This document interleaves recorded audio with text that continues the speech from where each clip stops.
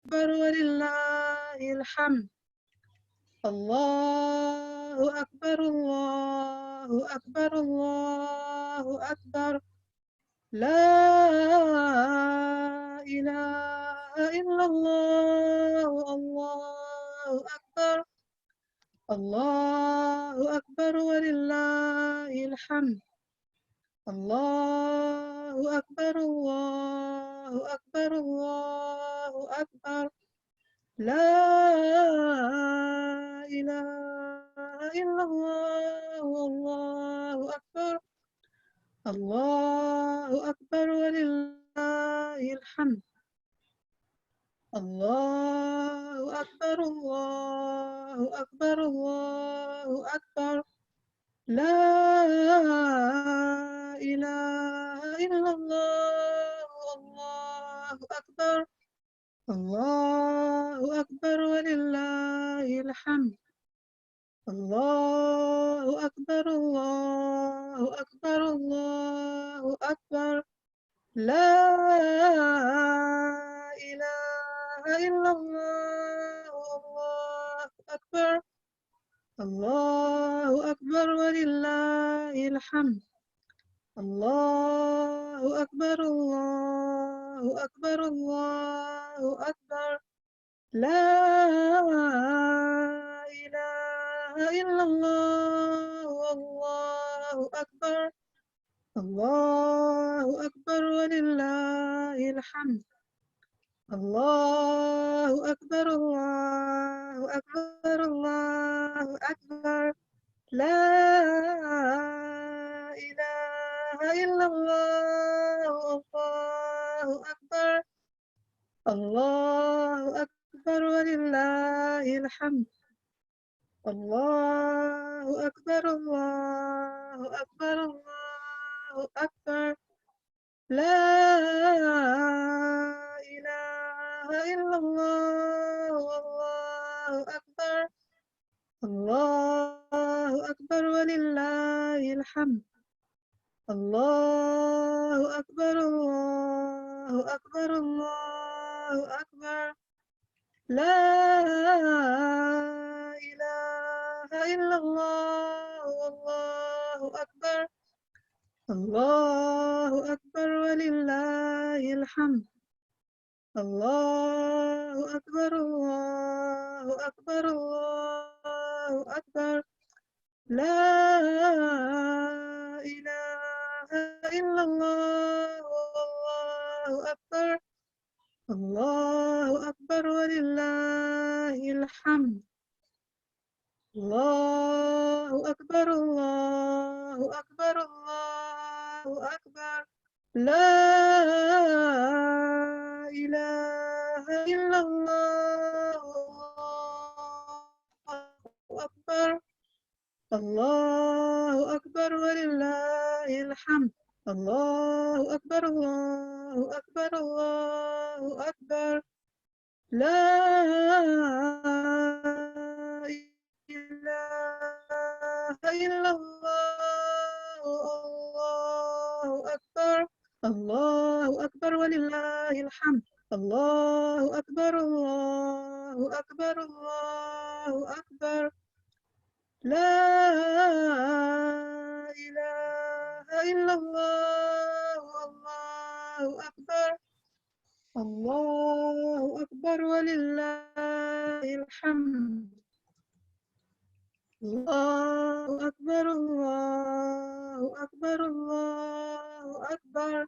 لا إله إلا الله. الله أكبر الله أكبر ولله الحمد. الله أكبر الله أكبر الله أكبر. لا إله إلا الله. الله أكبر الله أكبر ولله الحمد. الله أكبر الله أكبر الله أكبر. لا إله إلا الله. الله أكبر الله أكبر ولله الحمد الله أكبر الله أكبر الله أكبر لا إله إلا الله والله أكبر الله أكبر ولله الحمد الله أكبر الله أكبر الله أكبر لا إله إلا الله والله أكبر الله أكبر ولله الحمد الله أكبر الله أكبر الله أكبر لا إله إلا الله والله أكبر الله أكبر ولله الحمد الله أكبر الله أكبر الله أكبر لا إله إلا الله والله أكبر الله أكبر ولله الحمد الله أكبر الله أكبر الله أكبر لا إله إلا الله والله أكبر الله أكبر ولله الحمد الله أكبر الله أكبر الله أكبر لا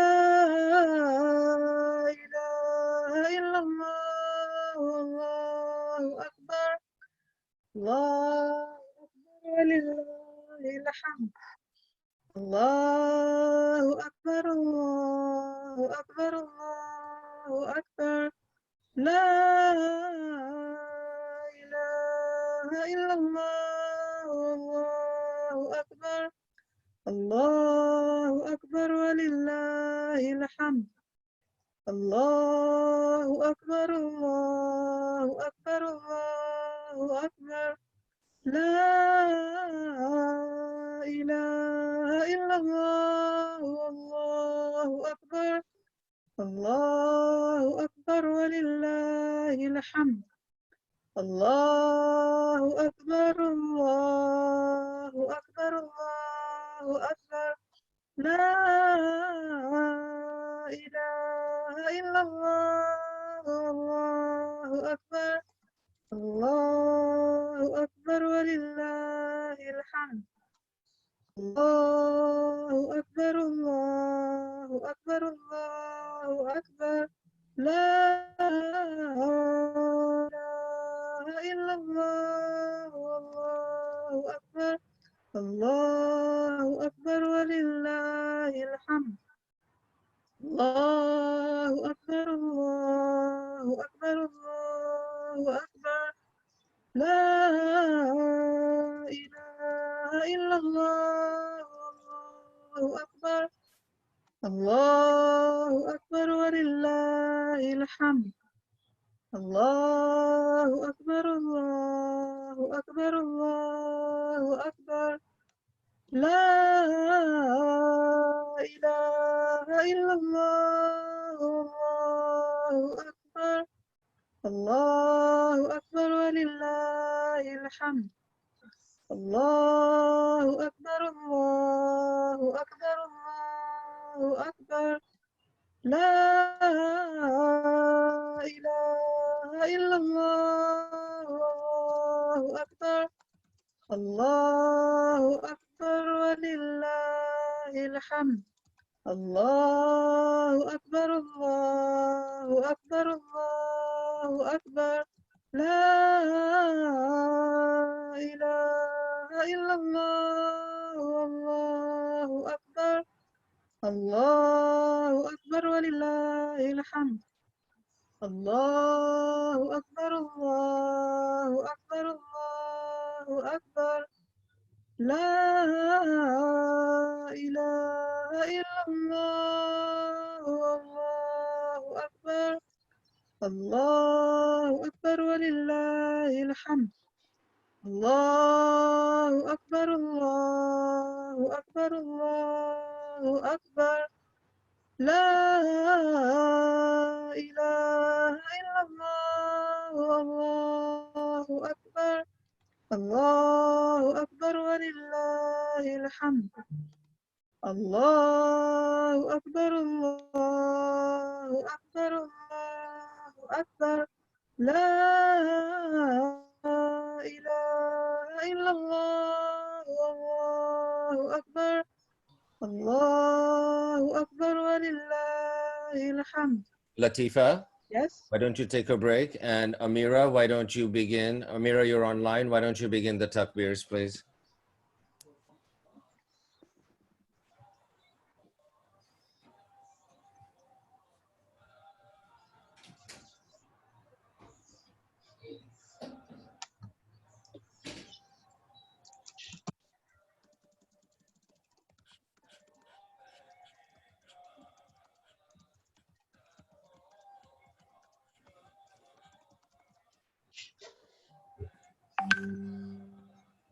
I guess Ameera is Mahmoud. Are you ready to begin takbirs? Are you there? If Mahmoud, if you're ready, you can begin.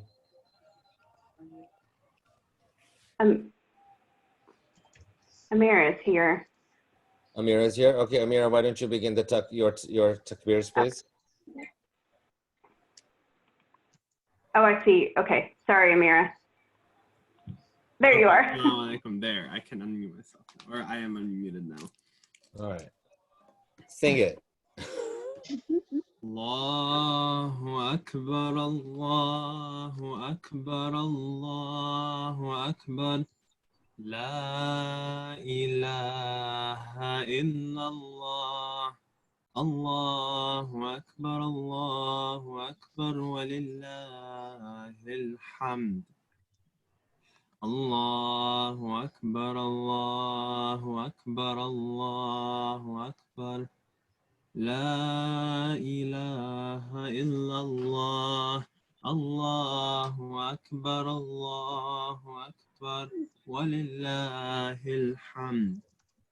Allahu Akbar, Allahu Akbar, Allahu Akbar.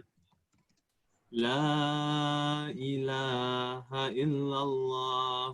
Allahu Akbar, Allahu Akbar. Walillahil hamd. Allahu Akbar, Allahu Akbar, Allahu Akbar.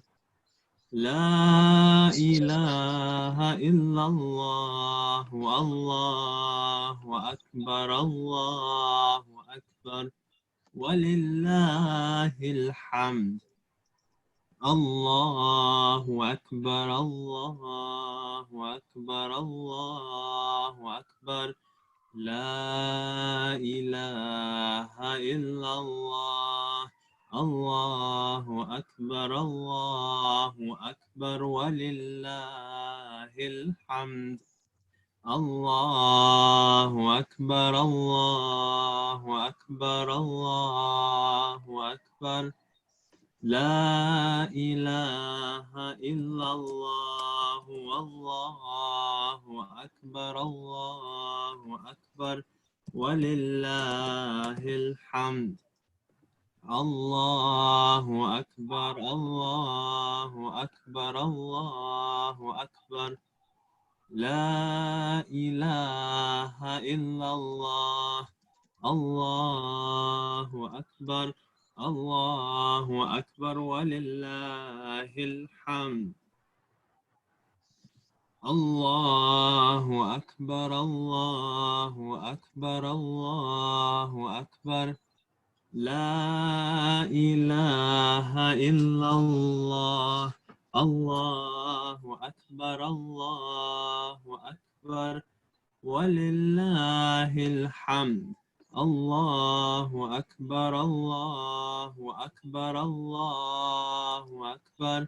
La ilaha illallah. Allahu Akbar, Allahu Akbar, walillahil hamd.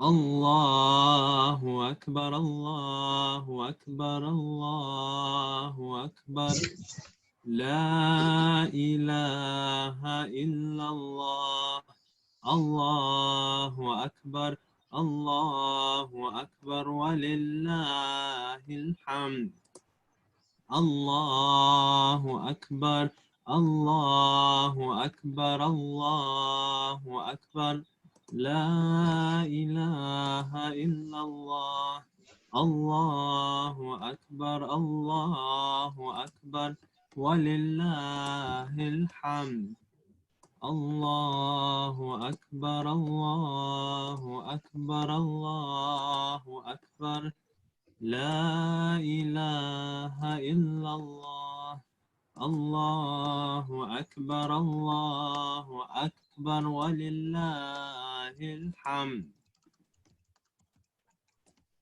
الله أكبر الله أكبر الله أكبر لا إله إلا الله الله أكبر الله أكبر ولله الحمد الله أكبر الله أكبر الله أكبر لا إله إلا الله الله أكبر الله أكبر ولله الحمد الله أكبر الله أكبر الله أكبر لا إله إلا الله الله أكبر الله أكبر ولله الحمد الله أكبر الله أكبر الله أكبر لا إله إلا الله الله أكبر الله أكبر ولله الحمد الله أكبر الله أكبر الله أكبر لا إله إلا الله الله أكبر الله أكبر ولله الحمد الله أكبر الله أكبر الله أكبر لا إله إلا الله الله أكبر الله أكبر ولله الحمد الله أكبر الله أكبر الله أكبر لا إله إلا الله Ameera, الله أكبر الله أكبر ولله الحمد.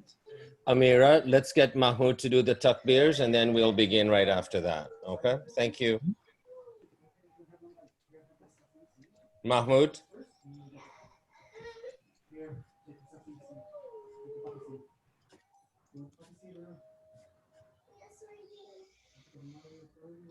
Mahmoud. Mahmoud's disappeared from the room. All right. Ameera, unless I see Zubair here, which I don't, and I saw Mahmoud earlier. So Yes, why don't you? yes, sir.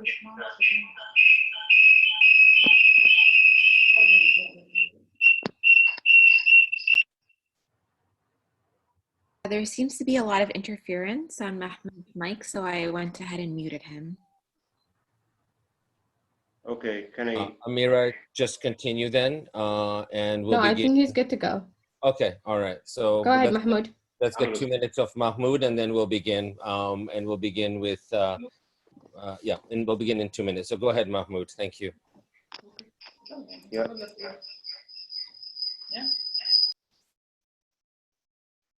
I muted him. الله أكبر لا إله إلا الله الله أكبر الله أكبر ولله الحمد. الله أكبر الله أكبر الله أكبر لا إله إلا الله. الله أكبر الله أكبر ولله الحمد. الله أكبر الله أكبر الله أكبر لا إله إلا الله. الله أكبر الله أكبر ولله الحمد. الله أكبر الله أكبر الله أكبر. I'm sorry, Mahmoud. I'm muting you until you have your mic is away from another speaker source that's showing the Zoom. You will be having that interference. So either mute the other speaker or go to another room. Then I can unmute you.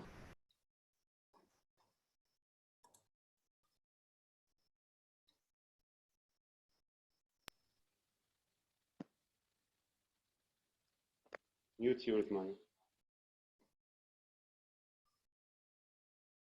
الله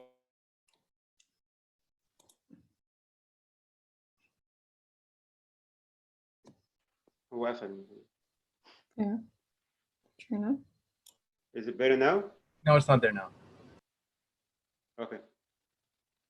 الله أكبر الله أكبر الله أكبر لا إله إلا الله.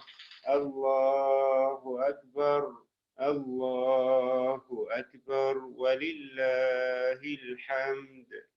الله أكبر الله أكبر الله أكبر لا إله إلا الله. الله أكبر الله أكبر ولله الحمد. الله أكبر الله أكبر الله أكبر لا إله إلا الله. الله أكبر الله أكبر ولله الحمد. الله أكبر الله أكبر الله أكبر لا إله إلا الله. الله أكبر الله أكبر ولله الحمد. الله أكبر الله أكبر الله أكبر لا إله إلا الله. الله أكبر الله أكبر ولله الحمد. الله أكبر الله أكبر الله أكبر لا إله إلا الله. الله أكبر الله أكبر ولله الحمد. الله أكبر الله أكبر الله أكبر لا إله إلا الله. الله أكبر الله أكبر ولله الحمد. الله أكبر الله أكبر الله أكبر لا إله إلا الله. الله أكبر الله أكبر ولله الحمد. الله أكبر الله أكبر الله أكبر لا إله إلا الله. الله أكبر الله أكبر ولله الحمد. الله أكبر الله أكبر الله أكبر لا إله إلا الله.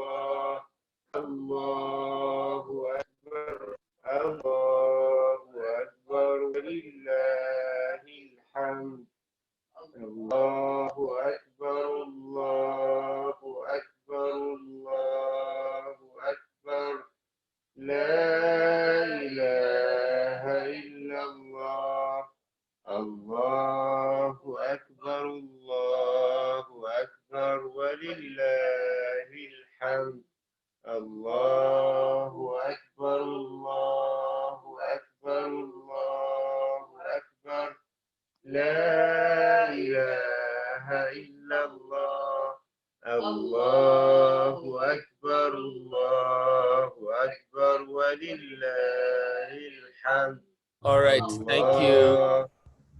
Thank you. It's Thank we're you. a little bit behind schedule, but that's to be expected on Eid. Thank you, everybody. Assalamu alaikum. Eid Mubarak. I'm going to be introducing Elder Wabagun, who will officiate a smudge for us to cleanse our space and to open up us up to our gathering. Smudging is a North American indigenous tradition. And the Unity Mosque routinely has Elder Wabagun or other individuals who will smudge the space for us. And many of us understand this to be very similar to the notion of doing wudu or ghusl. And this is a wudu of our space using sacred medicines.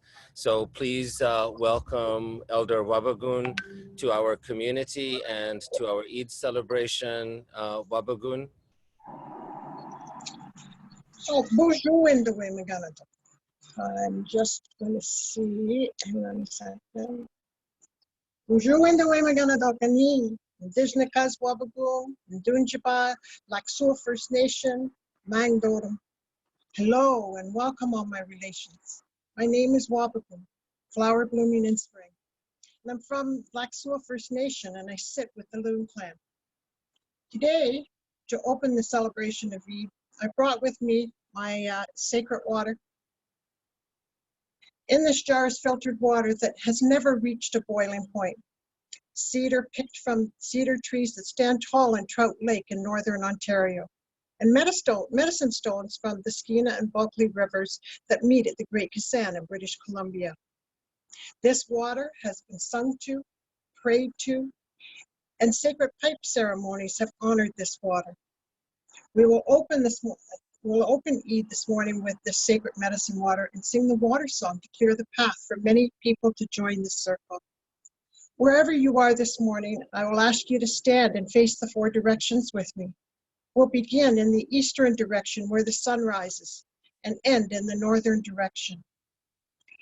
The English words to this water song I'm about to sing in Anishinaabe are, water, we love you, we thank you, we respect you. As I sing this song, think to yourselves how sacred our water is and how we need water to survive. And say the words to yourself. Water, we love you, we thank you, we respect you. We've been permissioned to share and sing this song by Doreen Day and her grandson, Mashkoon's little elk. I'm going to ask you to stand if you are able and face the eastern direction.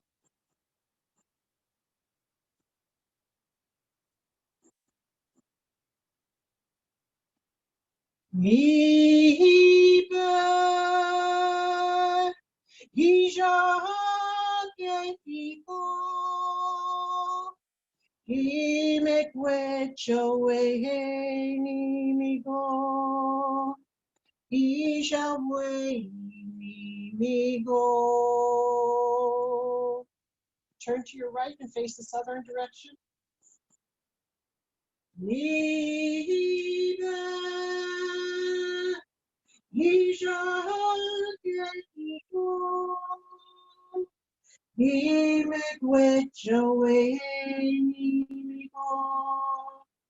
He shall way me go.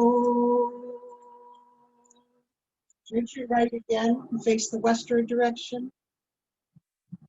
Liebe, he shall get go. He make which away me go. He shall way me go. Turn to your right once more and face the northern direction, please. Liebe, Gijahak Yaipiko, Yimek Wetchaway, Gijaway, Mimigo. Just remain standing for a moment, please. I want to add some tobacco to the bowl for all those we share our land with. The Huron-Wendat, the Anishinaabeg Nation, the Haudenosaunee, the Mississaugas of New Credit First Nation, and the Métis Nation. And we add a bit of tobacco to the bowl to also honor our winged ones, our swimmers, our crawlers, our root nation, our plant nation, our tree nation, our grandfather stones, the four-legged and the two-legged, for we are all one. We must come back together again to walk the sacred way. So we offer this tobacco to the bowl, and we have a bit of smudge, so we clear the path for everyone to join. I say miigwech as I honor to bring this sacred medicine water to open this Eid celebration and this bowl of sacred medicines. Apachiko chi miigwech bisandawiye, bama pi. Thank you very much for listening, and hope that our paths will cross soon. Miigwech.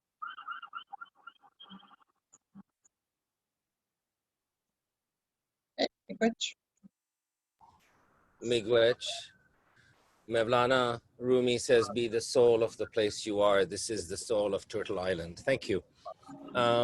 This is the part where we introduce ourselves. I'm El-Farouk. I'm Troy Jackson. And Ani is going to pipe in after we introduce ourselves. I'm a refugee lawyer. Troy and I are husbands. We live in Toronto. We're co-founders of the Unity Mosque, a gender equal LGBTIQ affirming space. This is one of the places we feel whole.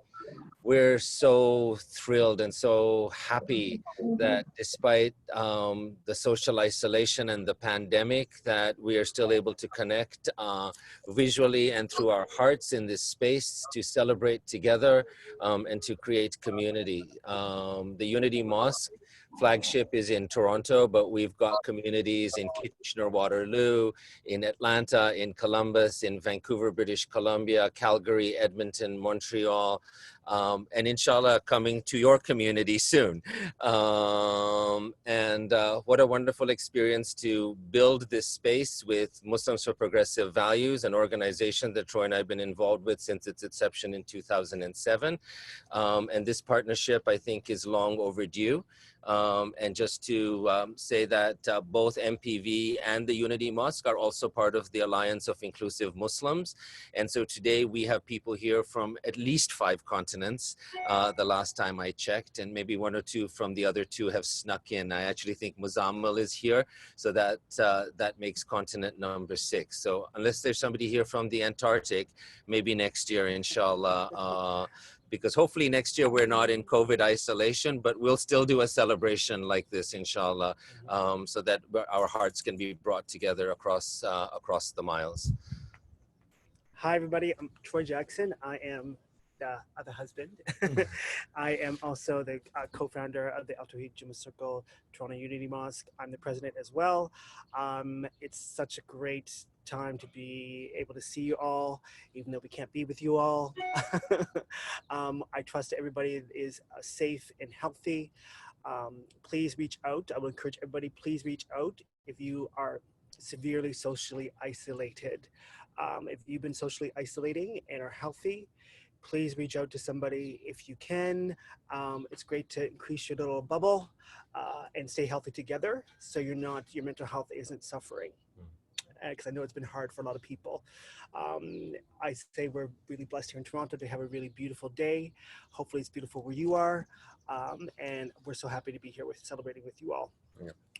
And before Ani takes the mic over, just want to let you know what's going to happen next. After Ani and I do the introductions, we will have Latifa lead us in the salaat, in the namaz. She will be leading Shafi style. which means that there are 1 plus 7 takbirs in the first rakat and 5 takbirs at the beginning of the second rakat. If you don't know what you're doing, it's okay. You just follow the imam, all right? She knows what she's doing. If it's your first time here, then know that our spaces are inclusive spaces. They are gender equal. We welcome all kinds of people, all orientations, all genders, all religious and non-religious practices. That people may hold, or so on and so forth. Everybody is welcome in our space. So Latifa will lead the 2 rakats of Eid Namaz. There is no azan for Eid. So you will, she will lead us in the 2 rakats. After that, we will have a practice that the Unity Mosque has adopted from the Noor Ashki Jarahi Sufi community. We usually do a call out for Fatihas, but because of the number of people, and mashallah, we've got 227 people or participants already in our room,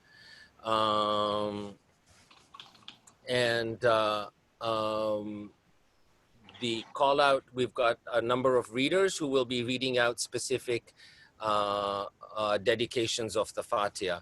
After that, we have our Khatib, and our Khatib is Timothy Giannetti, and Ani is going to be introducing Timothy, but just to say that Timothy is a long-standing friend and member of our community here in Toronto, and so we're really happy that he's able to be with us here today for his inspirational words. Ani, I think that's it. I'm going to mute myself and ask you to take over. If I've missed anything, you will let me know. Hello, assalamu alaikum everyone. Thank you for joining us from all over the world.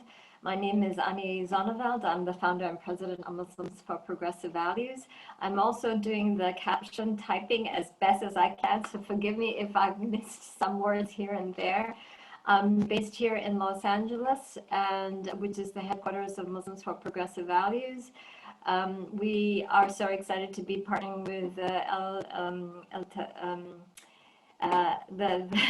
the Unity Mosque, pardon me, and yes, this is really long overdue, and Farouk was there at the founding conferences of Muslims for Progressive Values in 2007 at Sarah Lawrence College, and some of you in attending this Eid festivities were also there.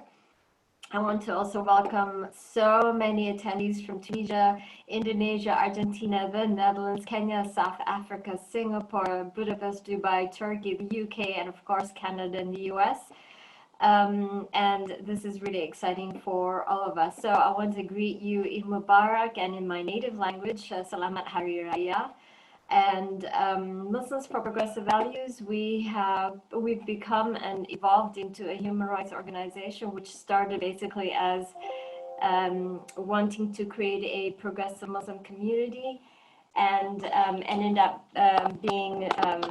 becoming a global movement, and that's why we formed Alliance of Inclusive Muslims. And we've been doing a lot of work, particularly when it comes to the human rights abuses in the name of Sharia law and Islam. And so that's the strength of our work. So as El-Farouk has already alluded to, we have a full program for you, and I'm going to introduce our Khatib, Dr. Timothy. And after that, Farouk and I will join you back again, and be sure to stay for the second half of the program with music and poetry from members of both our communities. So I'm going to now introduce the Khatib from Dr. Timothy J. Giannetti, who is the Interim Vice President for Academic Affairs, Provost at American Islamic College. He is a scholar of Islam, Islamic intellectual and spiritual traditions of philosophy, theology, and spirituality, with 2 books, several published scholarly articles, and theological essays, and over 2 decades of teaching and academic administration experience in the US and Canadian universities. I will be cutting and pasting this bio into both the chat and the caption for everyone. So with that, please let's continue on with Imama Latifa with Kano. So wherever you might be, if you're joining in prayer, face your Qibla, arrange yourselves. And Latifa has, mashallah, a fabulous recitation and a fabulous voice, and it's 2 rakats.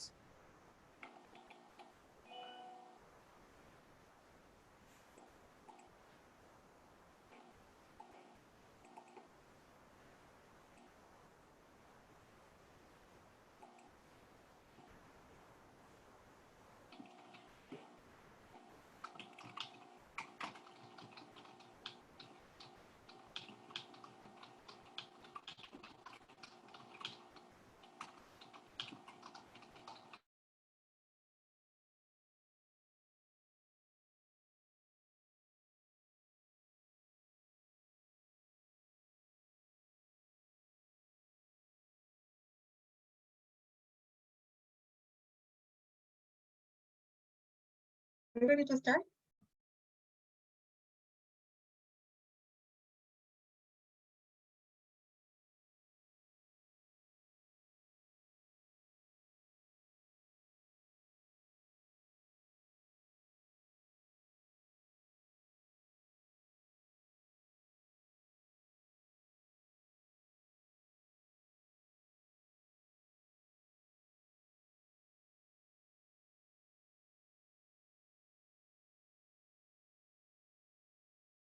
Allahu Akbar.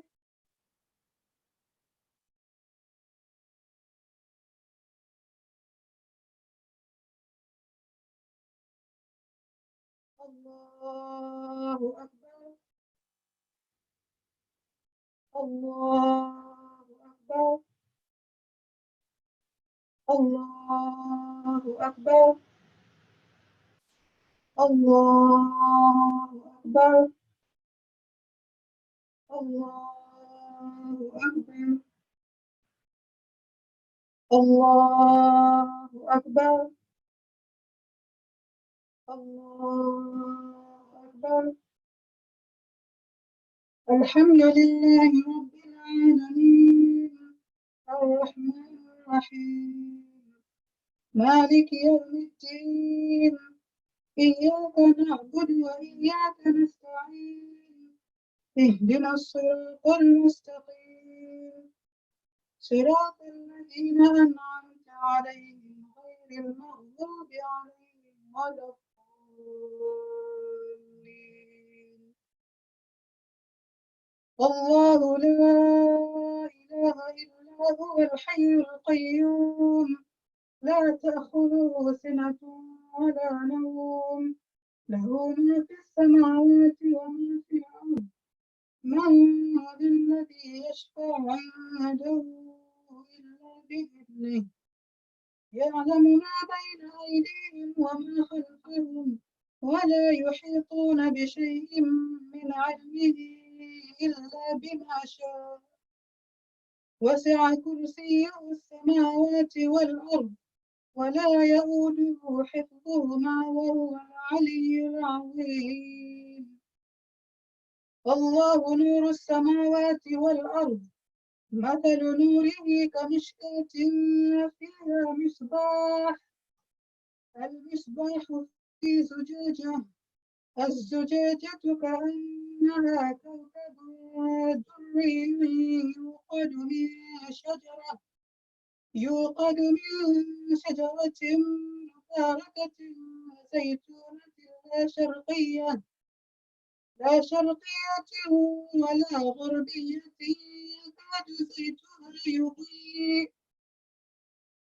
يكاد زيتها يضيء ولو لم تمسسه نار نور على نور يهدي الله لنوره من يشاء ويضرب الله الأمثال للناس والله بكل شيء عليم. الله أكبر. سمع الله لمن حمده. الله أكبر.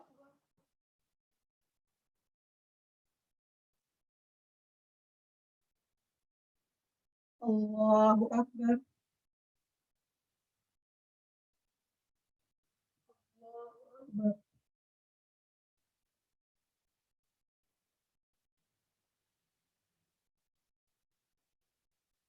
الله أكبر. الله أكبر. الله أكبر. الله أكبر. الله أكبر.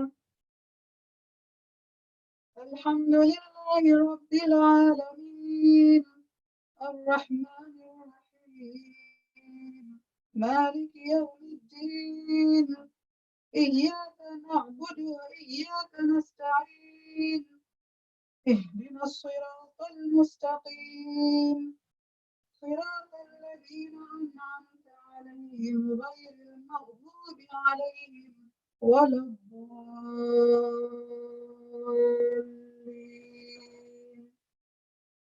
بسم الله الرحمن الرحيم اقرأ باسم ربك الذي خلق خلق الإنسان من علق اقرأ وربك الأكرم الذي علم بالقلم علم الإنسان ما لم يعلم كلا إن الإنسان ليطغى أن رآه استغنى.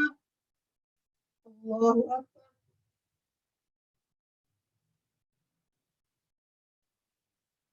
سمع الله لمن حمده. الله أكبر.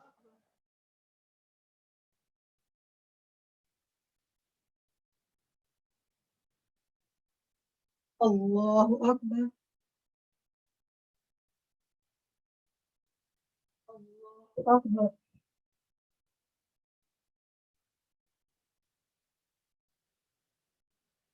الله أكبر.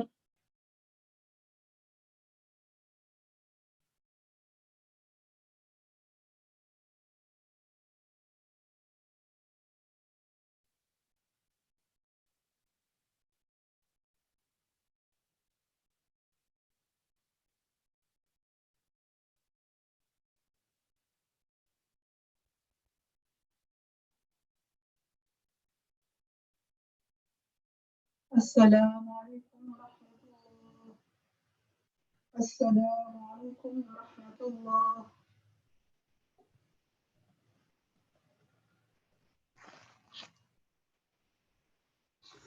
Thank you. All right, we now move into the Fatiha dedications, and I'm going to invite Shams to do the introduction. I'm also going to ask that all of the readers be ready.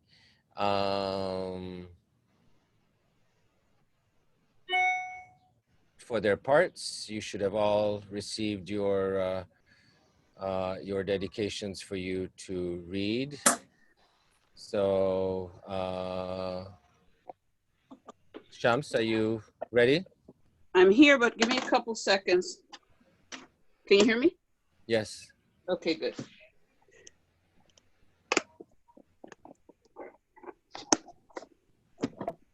I want to verify that. Okay, can you see me? No. Where are you? I'm sitting in front of the camera. Okay. All right. All right. Assalamu alaikum, everyone. It's so great to share Eid with you today. I was especially moved by the takbirs. I took my iPad outside and they were resounding in the streets here in Toronto. We like to talk about the Fatiha as a summary of the message of the Quran in 7 lines. The Fatiha, the word El-Fatiha means the opening, and it's the opening book of the Quran and the opening of our lives to the majesty and wonder of Allah. So we recite this in community, and we ask other people to share with us our spirited dedication to asking Allah's assistance or for thanking Allah for some blessing, or general asking Allah to pay attention to a specific part of our lives. Because we have a large service today, we won't be taking the individual Fatiha requests. Instead, we have a selection of people from our community who are going to do those requests, and they will also cover all of our unspoken individual requests for praise and for supplication.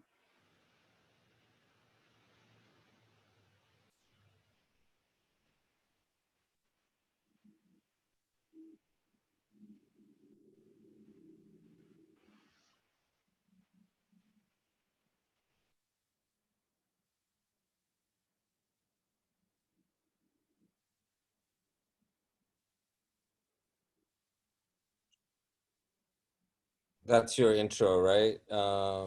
Shams? Yes, I'm waiting.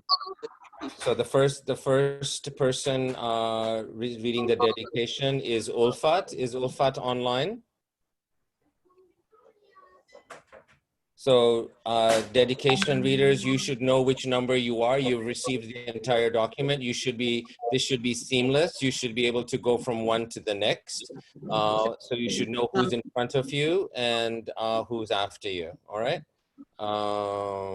And so be ready, and our admin team should have you unmuted by the time your turn comes up. So just be ready and prepped. All right. So if Ulfat is ready, we can begin. And then the next person after that is Leela. So.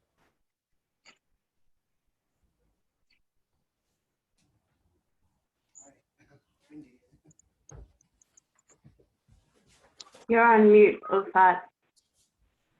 You're on mute. You have to unmute yourself. So Ulfat is not muted, but her mic seems to not be cooperating.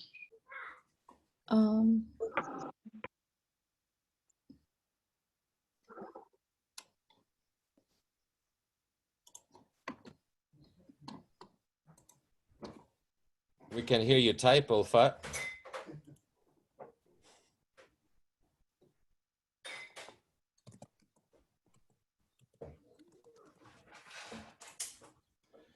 Okay, so maybe Shams, maybe you can read first dedication then. Try exiting and coming back in. That first dedication is not in front of me, so I'll make a general dedication. It's okay, I can do it. I have the whole thing in front of me, so I can, and actually the security team has the whole dedication as well. So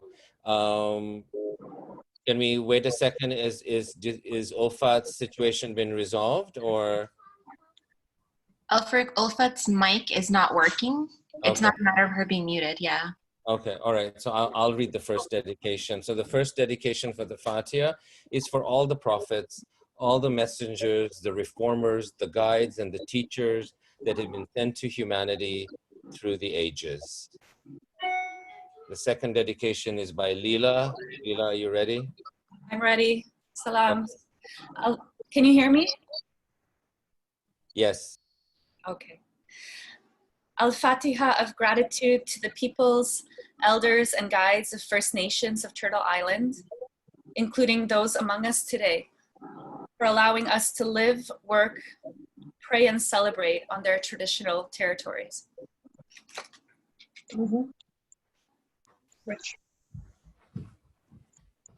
Shahla.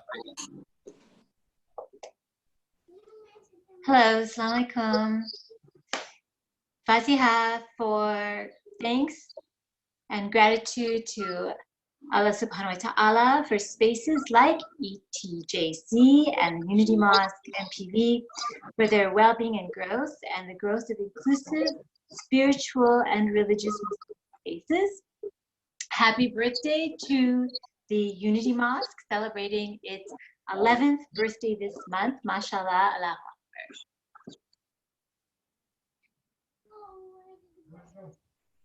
Kelly, you're next. Yes. Fatiha for those who are here their first time in an inclusive and affirming Muslim space, for those who for the first time feel included, and those celebrating themselves in an affirming space. Fatiha. Fatiha for all those who fast in the diverse ways they may have been fasting. May God accept their fasts and reward them in abundance.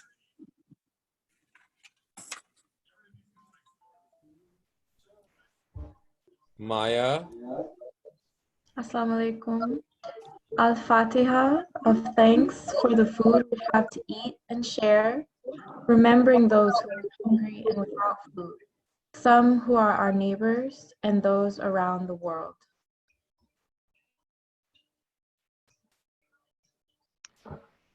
Fatiha for those that follow the path of Islam or another wisdom tradition and the different ways they may be following their faith, that Allah make it easy for them and accept their intentions.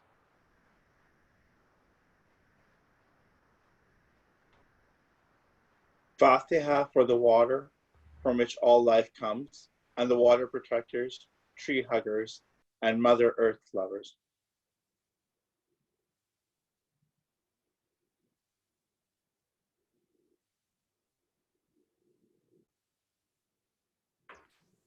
I don't see Maral online. Is Maral online? She's not. Okay, so I will read her Fatiha for her. A Fatiha for all those without safe and clean drinking water. A shout out to Native communities across Canada and to all those millions of people in the geopolitical South. Dai, you're next. For those in our vast world facing violence, war, and oppression of any kind, a shout out to the Rohingya Muslims, the people of Palestine and of Yemen, as well as the Muslims in China in internment camps, and so many others around the world, and right here on Turtle Island.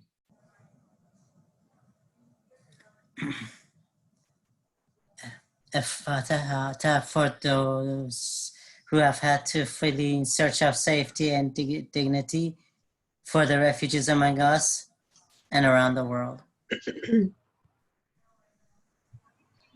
Fatiha for Indigenous peoples around the world facing genocide and prejudice, for murdered and disappeared Aboriginal women. May they find justice and their families find peace, inshallah.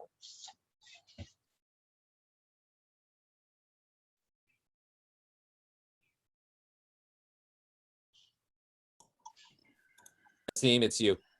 For the victims of hate and racism, for Mahmoud Arbari and other victims of anti-Black racism, for those recently murdered, and for the men and women who have been victims of honor violence, and for many unknown and unnamed.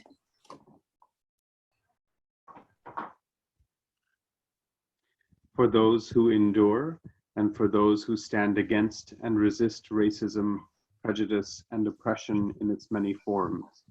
For Silent No More, Black Lives Matter, the water and land protectors, journalists, and others imprisoned for their resistance. A special shout out for our child political prisoners, such as Ahed, Kamini, and Murtaja Keris. Salam. Salam to everyone. So Al-Fatiha for the diversity of families, for our families of birth and our families of choice.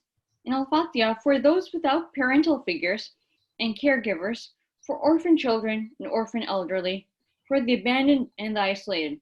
May they know that they are loved by Allah. Salam. Al-Fatiha for the diversity of gender, sexualities, colors of our skin, language, tradition, stories, and songs. On the occasions of Mother's Day recently passed and for Father's Day soon to be, a Fatiha for all those who nurture and care for others of all genders.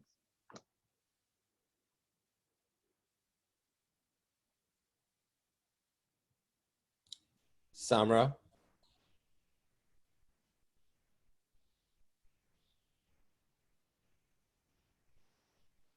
Is Samra in? Yeah. Yep. Hey. Hi. Fatiha for all those who are two-spirited, lesbian, gay, bisexual, transsexual, transgendered, and intersexed. Fatiha that 2S LGBTIQ people know a reality free of abuse, discrimination, and violence, including spiritual violence and conversion therapy.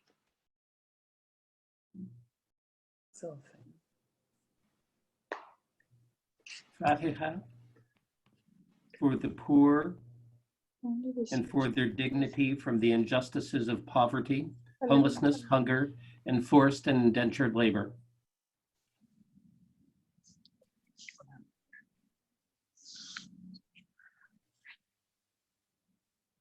Al-Fatiha for those children. Am I on? Yes, you're on. Al-Fatiha for those children, women, and men who are enslaved and trafficked. May they know freedom.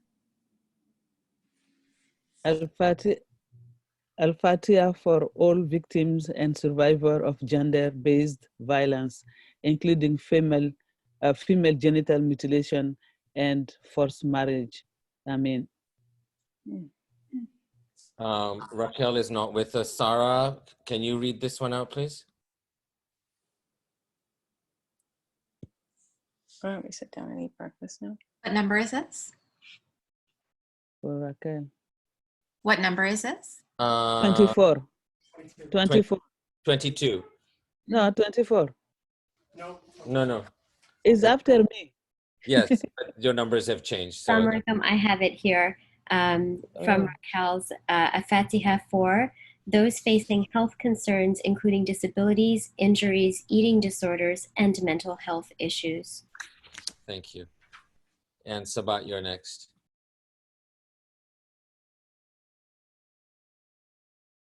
Okay. A Fatiha for those who have recently died, especially remembering those who have died or are sick due to COVID-19. From God we come and to God we return, and all those who are suffering, displaced, dispossessed, or impoverished due to COVID-19. Wahida is not here with us, so I've asked Troy to read Wahida's part, please. Yeah. A Fatiha for those living with HIV/AIDS, for access to healthcare, and for freedom from stigma and discrimination. A Fatiha for those living with debilitating and or terminal illness and injuries. May they know relief and comfort. Aza.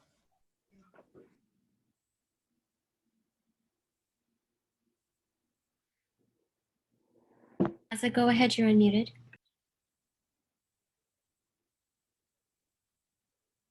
I don't see Aza online. Maybe Kelly, you can. Maybe Kelly can read those.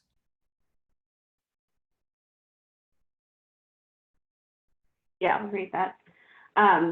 Fatiha for all those who are suffering, displaced, dispossessed, or impoverished due to oppressive regimes and leaders. A Fatiha for the politicians, that they may open their hearts to the common good, rather than pander to petty and hateful interests that seek to divide people, cause fear, and even incite violence. Fatiha for all the children of the world, that they may know love, safety, and security, that they may know a life filled with peace, love, and light. And to close our dedications, I invite Elder Babagun. Bonjour and the Wimiganadog. The Fatiha for all our relations, as we are all one. The Fatiha for our Mother Earth, the winged ones, the swimmers, the crawlers, the root nation, the plant nation, our tree nation, the sky nation, our grandfather stones, the four-legged and the two-legged, and the great antlered ones, for we are all one. A Fatiha for justice, freedom, and dignity for all creation. Miigwech, miigwech, miigwech. Miigwech. A Fatiha for all of those who are here with us today, your families and your loved ones, for all of our loved ones who have returned to their Maker. A Fatiha for those who couldn't be here today, but wanted to be here. We are thinking of you. For those who don't know about our communities or these spaces, or did not know about this event, or are just not ready yet to join us, may Allah guide you here. A Fatiha for all these spoken requests and all the unspoken requests which we hold closest to our hearts. May God grant us peace and what is best for us.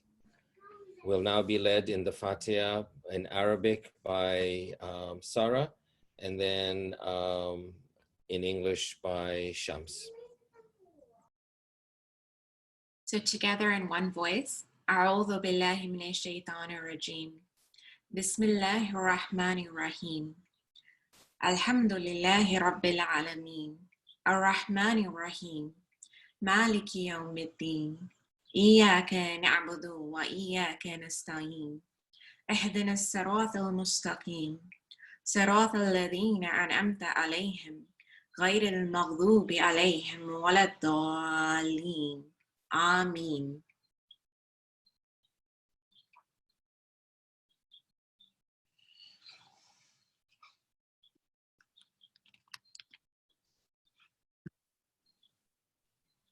I take refuge with Allah from the one who tempts us away from the truth. In the name of Allah, the tenderly compassionate, the infinitely loving. Praise Allah, nourishing sustainer of all the worlds, the tenderly compassionate, the infinitely loving, possessor of the day of awakening. You alone we serve and you alone we turn to for help. Guide us on the path of illumination and discovery, the path of those who accept your sublime guidance, not the path of those overshadowed by their own anger, not those who have wandered away. Ameen.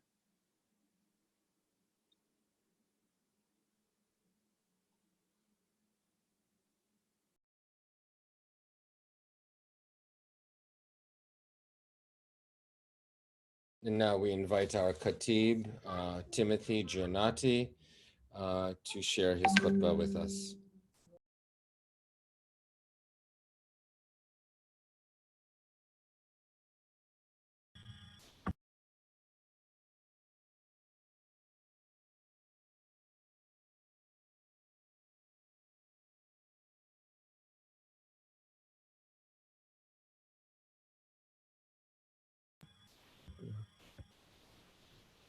Can Timothy be unmuted?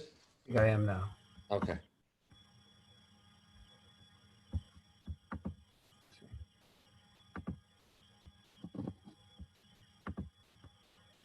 Assalamu alaikum, everyone. It's an Eid Mubarak, inshallah, to you and to all of those whom you carry in your hearts. Such a gift to be included in this family. It's such a gift to be entrusted with this role today.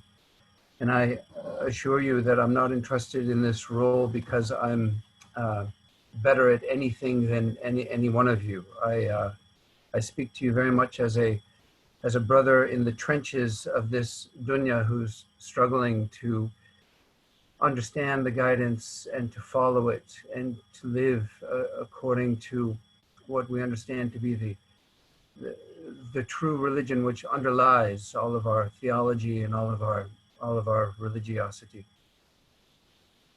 And so as we begin with the Eid khutbah, there are different ways of doing it, and so I'm going to just slightly simplify it for us. There are takbirat or takbirs as we began even today. There are takbirs that begin the khutbah and then takbirs that close the khutbah. And so I'll just begin in this way, inshallah. I just want you to know that I feel already very touched by your presence and by the level of your sincerity and by the vulnerability that I feel that you have all courageously embraced in order to be here and to share your prayers and your thoughts and your concerns so freely and so trustingly with all of us. Allahu Akbar, Allahu Akbar. Allahu Akbar, Allahu Akbar. Allahu Akbar, Allahu Akbar. Allahu Akbar, Allahu Akbar. Allahu Akbar, Allahu Akbar. Allahu Akbar. La ilaha illallah. Allahu Akbar, Allahu Akbar. Walillahil hamd.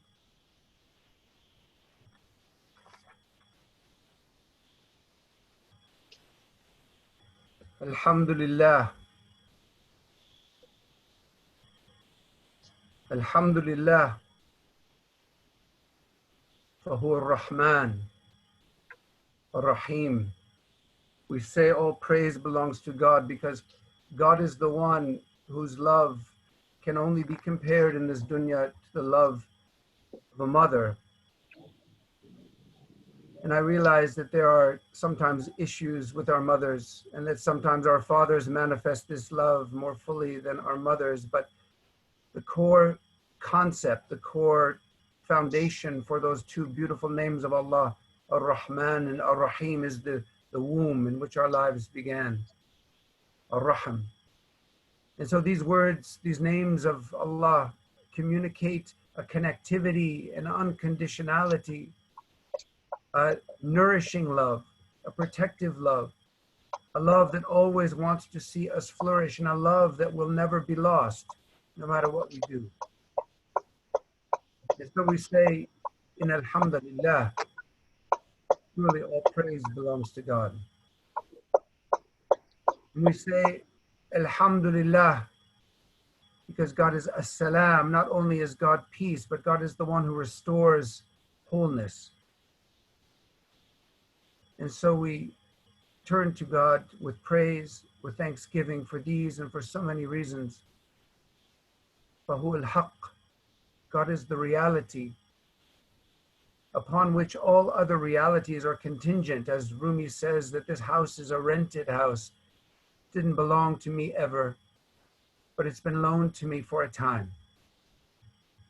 And so we thank God and we praise God for being that rock of our existence, that uncaused cause through which we have our being, and the privilege of wandering and coming back in humility and vulnerability.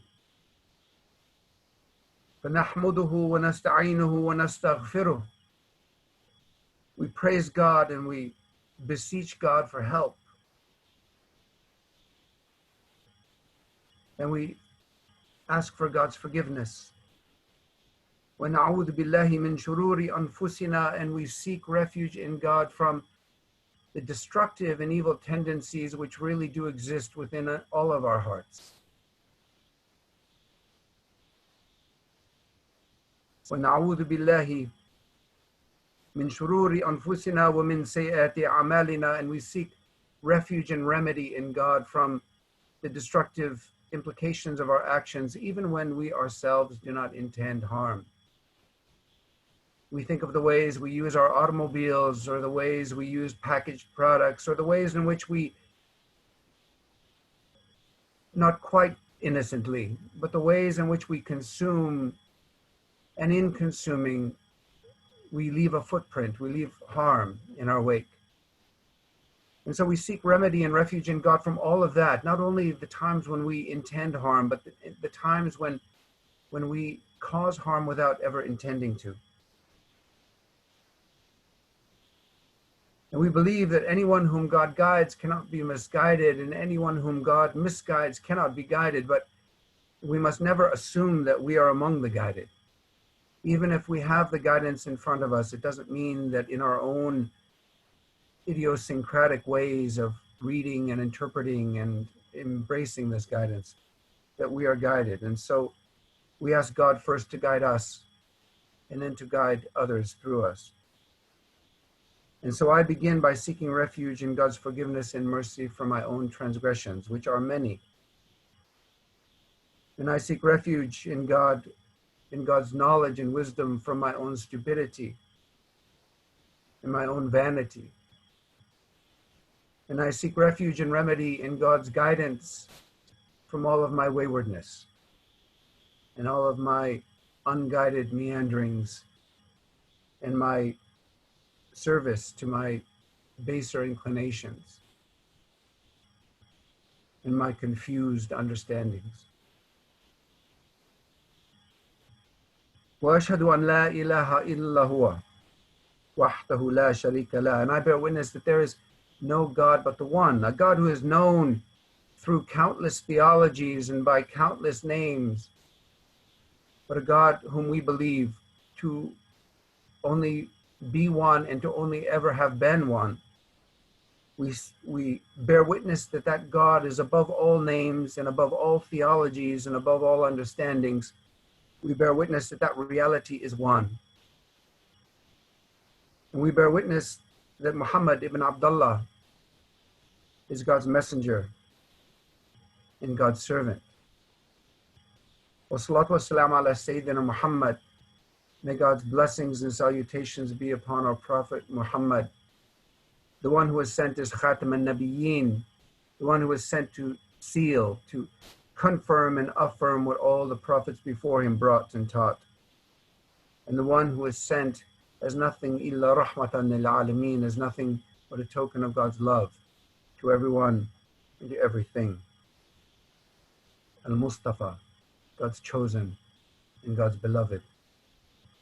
May God's blessings be upon him. May God's blessings be upon his beloved family, who sacrificed everything for the cause of this faith and for their belief in him and the message which was given to humankind through him.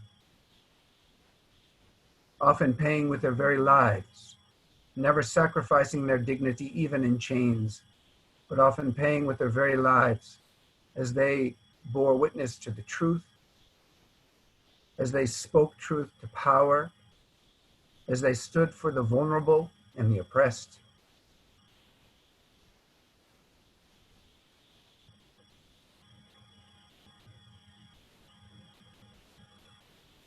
May God's blessings be upon them. May God's blessings be upon all of the righteous and true companions who similarly sacrificed everything so that one day we might be able to inherit this faith intact and that we might have an opportunity to make our own contributions and to write our own chapters of Islamic history. May God's blessings be upon all of those faithful and true companions. May God's blessings be upon all of the messengers, those whose names we know and those whose names we do not know. May God's blessings and salutations be upon their families and upon all of their righteous and true companions. May God's blessings be upon us and all of these communities. May God's blessings be upon the indigenous peoples of this land, Turtle Island, and all the lands where we may be today. We ask for God's blessings and God's mercy to be upon them, for they have been our teachers and continue to be our teachers, teaching us about the sacredness and the dignity of the creation itself, teaching us about our responsibilities to that creation, teaching us about the dignity that is the inheritance of not only every human being, but of every being in every life form. We ask for God's blessings to be upon them. Abad. Ya ayyuhal ladhina amanu taqullaha haqqa tuqatihi wa la tamutunna illa wa antum muslimun. O you who believe, O you who believe, be vigilantly mindful of God to the extent that you ought to be mindful of God, which is always. And do not die until and unless you are in a state of wholeness, a state of reconciliation, a state of belief, a state of harmony with God.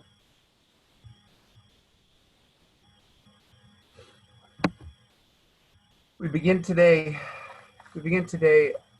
as all the Greek dramas begin, in medias res, in the middle of things. And so when we think about what that means for us, beginning here and now, we understand that we are gathering today in the midst of anxiety over the pandemic, over the economics, over the danger of being infected. We are gathering in a theater of fear. For those of us who have lost loved ones recently or in the past, we gather in a theater of grief. As we see in the news, all the armed people storming governors' mansions and parliaments, we see that there's also a great deal of anger in the world today. Some of that anger is over loss, some of that anger is over restriction of freedom, and there's a great deal of frustration. And so when we look to the Book of God and we look to our faith for resources that might help us cope with what we're dealing with, resources that may help to guide us into a better place, into a better state of hope, of gratitude, of well-being in the midst of all of this anxiety and fear and threat. One text that leaps out to me is a text from Surah Al-Baqarah, the second surah of the Quran, beginning in ayah 153. I'm just going to it now.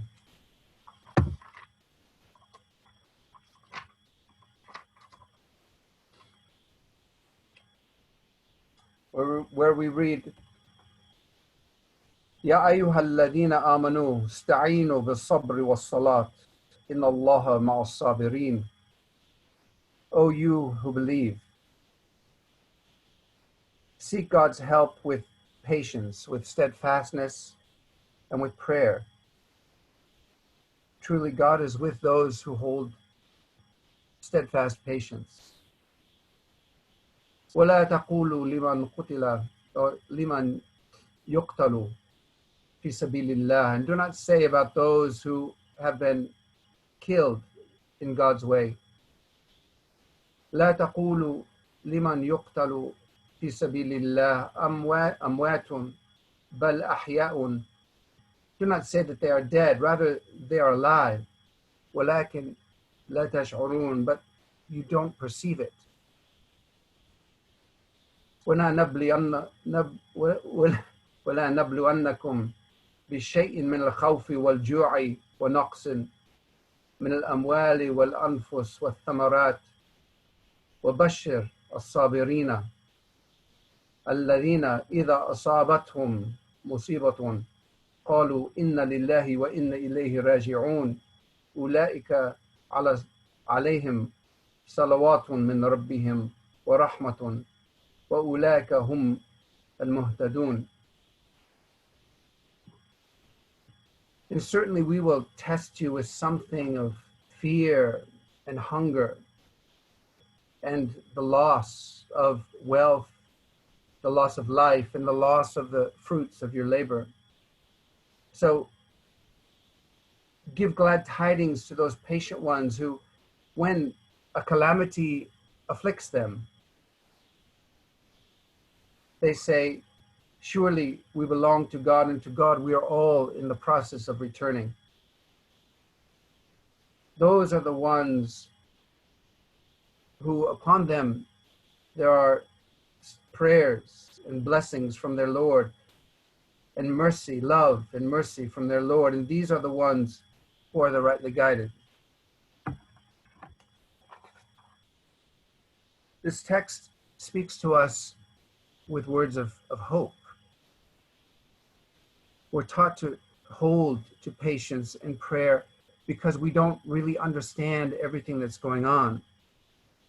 And so even when things look very grim and very bad to us, we are taught to hold fast, to hope, to our belief. Because God promises tests, but God does not promise tests alone. God promises tests in the context of a promise of blessings.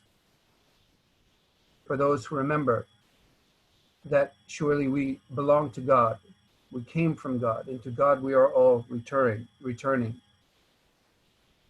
So those are the people who remember where we are from really, and where we are going really.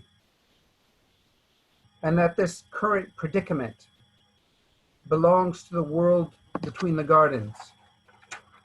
And of course, when I say the world between the gardens, I'm referring to this mythic idea that we began in a garden. And when I say mythic, it doesn't mean it's not true. It's just beyond our ability to prove or to verify. But this idea that we began in a state symbolized here by a garden, a state that meant we were right with God and we were right with one another and we were in harmony with the creation, a state of right relationship, a state of intimate proximity and closeness. We began in that garden, and then we lost it somehow. We were cast out, maybe we cast ourselves out, but we lost that, and it doesn't matter whose fault it was, because we've all eaten that apple 1,000,000 times in our own way. But we lost that state. And then we heard news of another garden, a garden beneath which rivers flow, a garden that symbolized a restoration of our personhood, a restoration of our relationships with one another, and a restoration of our relationships with God. And so we journey toward that garden. We're not in a state where, like Jefferson Airplane said, that we've got to get back to the garden. There is no going back. There is only going forward. And as we journey to that other garden, that garden of restoration, that garden where a version of you and me live in a restored and glorified state, where we live in intimate closeness and proximity to God. As we journey toward that, we're dealing with the predicaments of this world between the gardens. And so when we remember that we belong to God, and to God we are in the process of returning, we remember that we are traveling through this world, and that God has not only promised us tests, but that God has promised us blessings. And so no matter what is going on in our life, the very foundation of our practice of prayer is hamd, is gratitude, it's praise. No matter what's going on in our life, when we turn to God in prayer, it begins with Alhamdulillah. And even though there are many times in our lives when that hamd doesn't make sense, it's not what we're feeling in our heart, but that hamd is there to try to bring us back to a place of hope, a place of gratitude. And so when we remember that we are just passing through this world, it helps us to rely not upon things in this world for our security, for our stability, for our well-being, but to place our security and our well-being and our stability, to place those in the only location that can be faithful and can assume custody of our well-being, and that is with God. And when we place ourselves in the custody of our beloved Lord, who has written mercy upon God's self, this more than mercy, rahmah, love, the highest form of love, I believe in the Quran, is rahmah. This love of unconditionality, this desire to see us flourish, this desire to see us restored and do well and be well. When we place ourselves in the custody of a beloved Lord who has written this upon God's self, has bound God's self by this,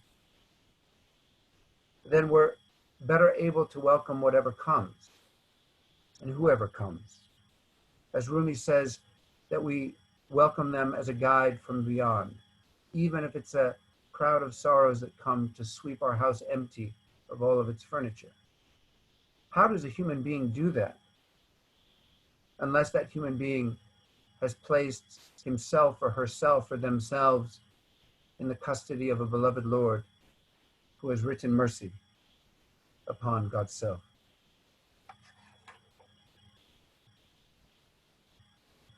And so when we think then about living in a theater where there's so much sickness and death, we remember that death is given to us, and indeed death is one of the practices of the mystics of our tradition and other traditions. That the remembrance of death is a practice not to make us morbid and not to make us people of death, but rather to make us people of life. Because when we embrace death as a reality and an inevitability for each and every one of us, we learn that every moment that we have in this dunya, every moment that we have together in this world is finite and therefore incredibly precious. And so when we live in the presence of death and we live in the presence of sickness, it should push us and inspire us to live more vibrantly, to waste less time, to choose our words more carefully, understanding that these words may be our last words, and that these words may be our legacy for our children, for our loved ones, and for those who will carry on after us. And so the remembrance of death gives us a spirit of detachment. Not that death has no power or that death is not coming, but it rather focuses our attention upon life. And almost every survivor of a near-death experience will attest to this, that having had a taste of death, they come back understanding the preciousness and the importance of a vibrant life. And when you look into their faces, you see the markings of someone who has been to that boundary and come back and lives accordingly with the wisdom that they found in that experience. And so we live vibrantly in this theater of sickness and death, in this theater of loss where people are losing jobs and we are losing our businesses and we are losing our homes and losing the fruits of our labors, losing our wealth. We learn to look for a different kind of abundance. One of those forms of abundance is our community. Because when we are lacking and we are vulnerable and humble enough to let the people in our lives know that we are hurting, it gives our community an opportunity to respond the way the Prophet ﷺ said we should respond. And that is, the moment one part of this body is hurting, we should all be rushing toward it with medicine, with whatever is needed for the restoration of that part of the body. But it means that this experience of loss is also then a lesson in vulnerability. A vulnerability that really should be our default state, our state of groundedness, as we stand and walk honestly on this earth with God watching and in the presence of the angels and all the other beings. This vulnerability and humility should be our default, but it's not, because we're afraid to be vulnerable. We want to be strong, and sometimes we want to make this religion a religion of strength, which is actually crazy, because our faith is filled with figures whom we emulate, figures who are profoundly vulnerable. Think of Maryam, alayhi salam, a Middle Eastern teenage girl living in a very conservative society, who was told that she would be pregnant outside of marriage, which would be a crime punishable by death, then and now. And she has the courage to say, and here I'm quoting from the Gospels, "Let it be done to me as you say."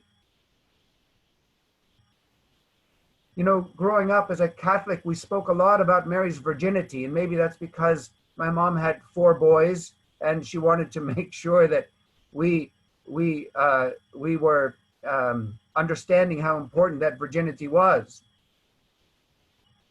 Not excluding my sister. I'm sure that she was included in those discussions about virginity. But we didn't talk enough about Mary's courage and about her faith and about her vulnerability, profound vulnerability. So it wasn't so much what Mary did, but it was what God did through that vulnerable person.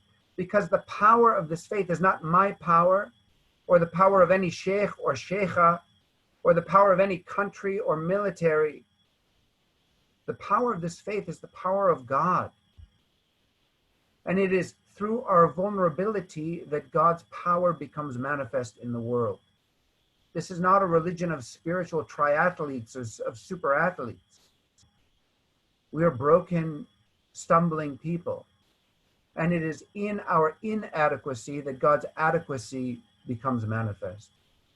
It is in our brokenness that God's wholeness becomes manifest, because I can't do this. And I have yet to meet a human being that can do this. It is God and God alone who can restore the fragmented pieces of our hearts and our lives into a state of wholeness. And when we think of the prophets, even the Prophet Muhammad ﷺ, born an orphan, cast out of his hometown, slandered, and accused of all kinds of crazy things. It was in this profoundly vulnerable, righteous man, ﷺ, that the miracle of the Quran came into the world. Illiterate. And many scholars have equated his illiteracy, meaning there was no way that he could have brought a book into the world because he didn't know the art of writing or reading. In the same way that Mary's virginity would have prevented her ability to have brought into the world a baby boy. And so just as Mary gave birth to God's word in the form of Isa bin Maryam, alayhi salam, so to the Prophet Muhammad, the illiterate orphan, alayhi salatu wasalam, gave the Quran to the world. But it is hard to be vulnerable, to let go. It is hard to resist the temptation to act strong and to be honest about the fact that we are not sufficient even unto ourselves, but God is sufficient unto us. And as we embrace our vulnerability, and as we do so with absolute faith, that if we sincerely invite God into that vulnerability, that God can do amazing things. It's only then that we can begin to open up and to live in a state of gratitude. And finally, we come to the title, my provisional title of this khutbah, which was Love in Dangerous Times, a slight rewording of a song that I dearly love. But love in dangerous times, you know, when we are anxious and we are fearful and we are angry, we cannot love, because the heart becomes contracted. The heart becomes a hard, closed, narrow place. And so we cannot love. But love is the response to this feeling of warmth, this feeling of divine promise. And so love, like gratitude, can do the opposite of what fear and anxiety and anger do. And so it's imperative that we learn to love in these dangerous times. And this is exemplified by so many people that we may know. People who were given a terminal illness, people who were given terrible news, but instead of becoming bitter and angry, opened like flowers,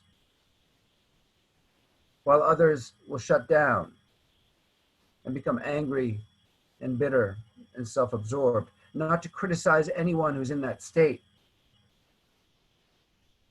but to say that for us to embrace our faith as a restorative mechanism, as that mechanism designed for this world between the gardens, that can begin us walking a path toward our true selves, begin us walking a path toward God,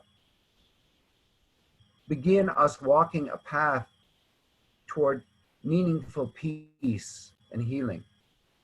This religion has been given to us not as something we will need beyond the boundaries of this life, but as a restorative mechanism to begin this process of restoration and recovery, so that we come to a place where we discover that the garden is not waiting for us in some other world and in some other time, but that the garden is within us now.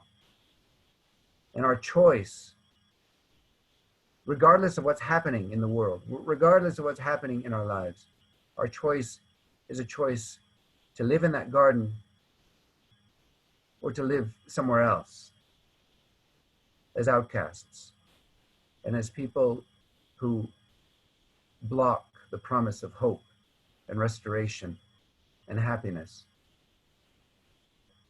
And so I think the most beautiful passage I've recently found, or I've recently seen about love, comes to us from the Persian poet Hafiz. And Hafiz writes, "How did the rose ever open its heart and give this world all its beauty? It felt the encouragement of the light against its being.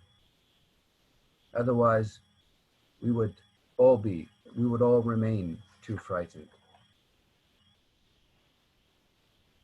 And so as I talk to myself, and as I talk to my family, and as I talk to my friends and family and my friends and loved ones, I want to encourage us, and myself first and foremost, not to give in to the fear, not to give in to the anxiety, not to give in to the anger. It's okay to feel it, but it's not okay to submit to it. It's not okay to surrender to it. This idea of surrendering to Allah, surrendering to God, was given to us as a liberation from all these other lords and all these other fears, not as another form of subjugation. We have to understand our faith to be a restorative, liberating mechanism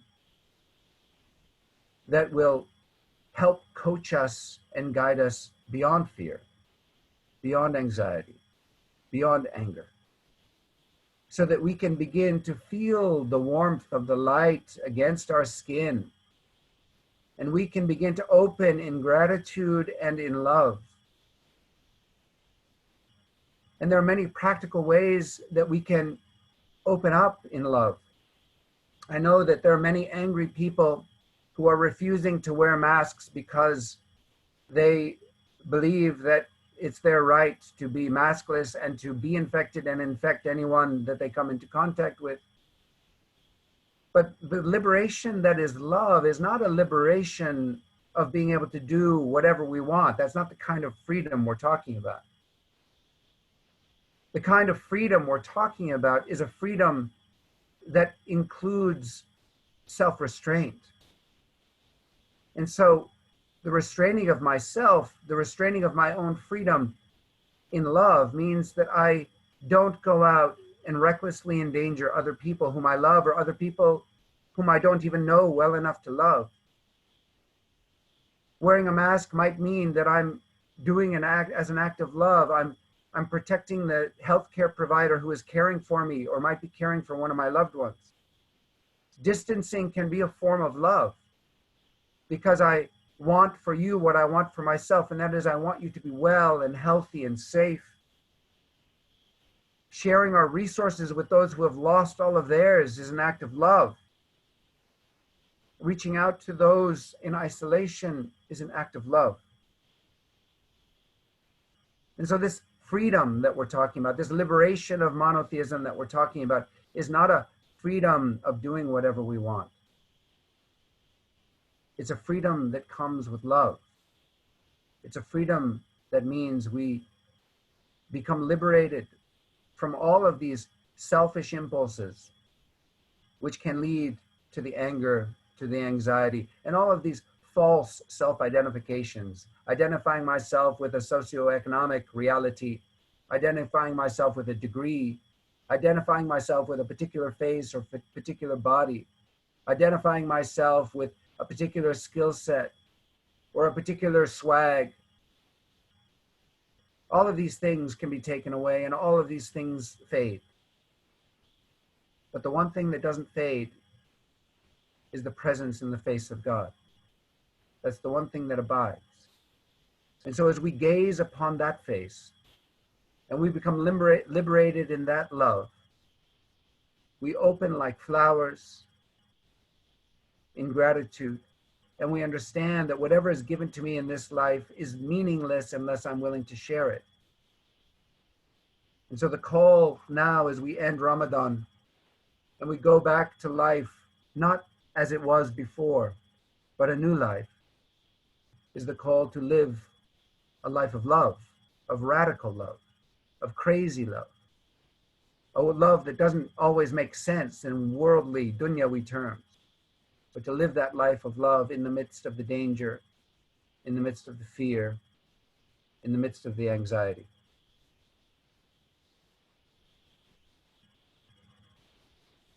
And so many beautiful supplications have been said, and so many of those were right off the tablet of my own heart as well, that we'll just offer a few supplications.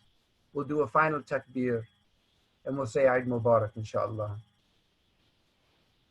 إن الله وملائكته يصلون على النبي يا أيها الذين آمنوا صلوا عليه وسلموا تسليما.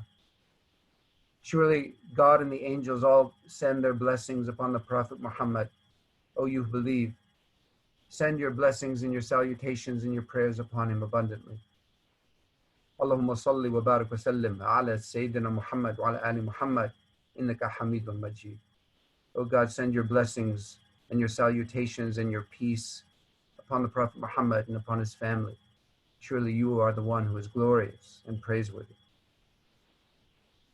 ربنا آتنا في الدنيا حسنة وفي الآخرة حسنة وقنا عذاب النار. O Lord God, appoint for us in this world that which is good and wholesome, and in the next world that which is good and wholesome, and save us from the torments of the fire.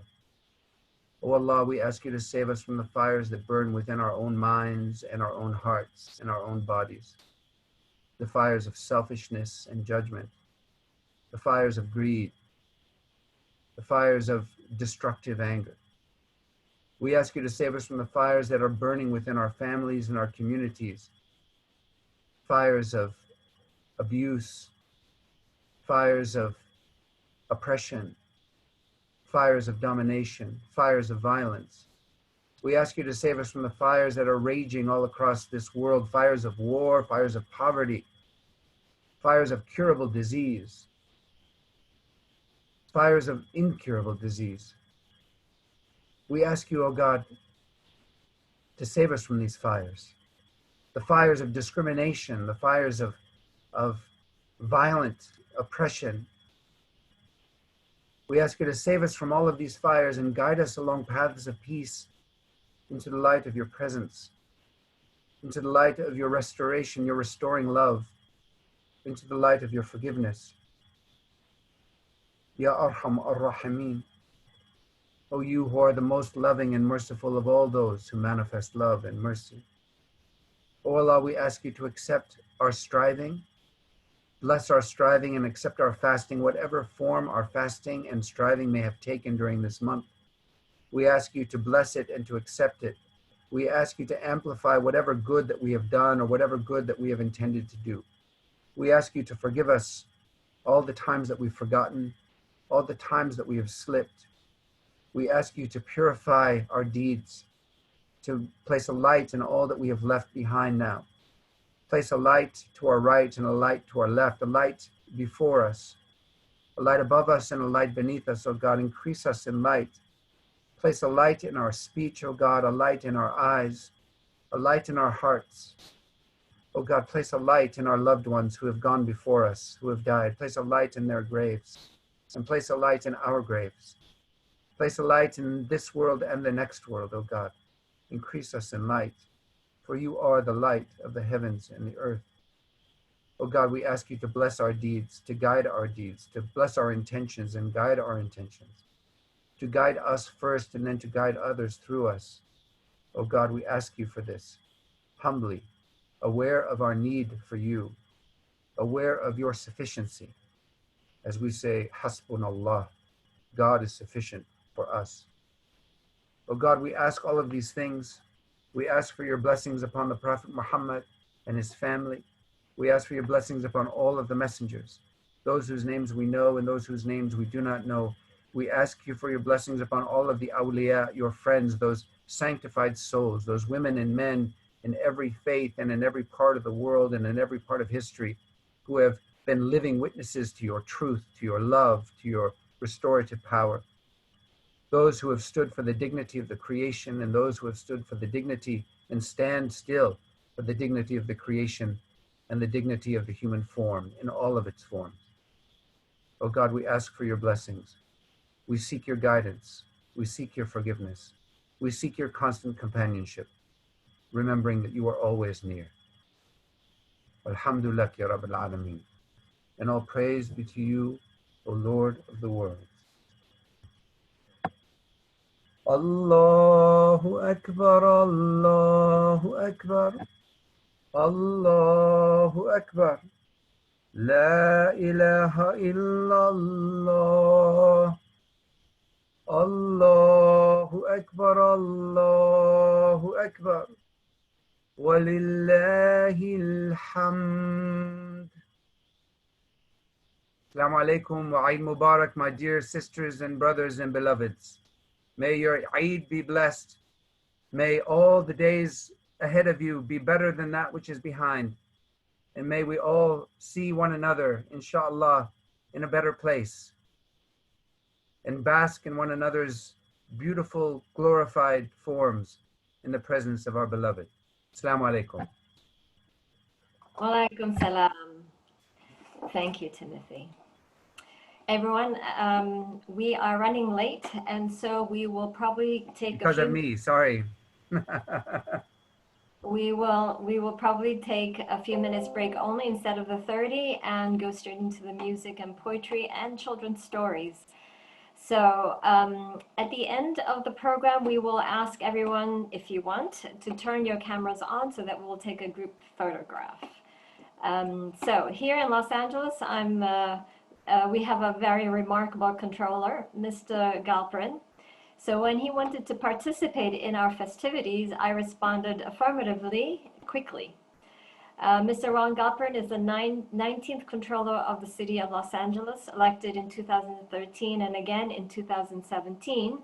He serves as the watchdog for taxpayers at City Hall, makes sure our public dollars are spent efficiently and effectively. He is making sure that and he is also the paymaster, auditor, and chief accounting officer for the city of Los Angeles. I'm very happy and proud to have Mr. Galperin as a representative of the city of Los Angeles attending our Eid celebrations. Mr. Galperin, on to you. That's not Mr. Galperin.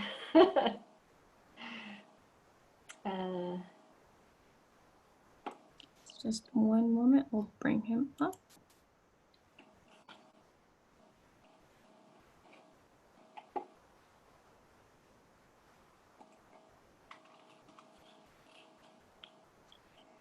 Did you find him?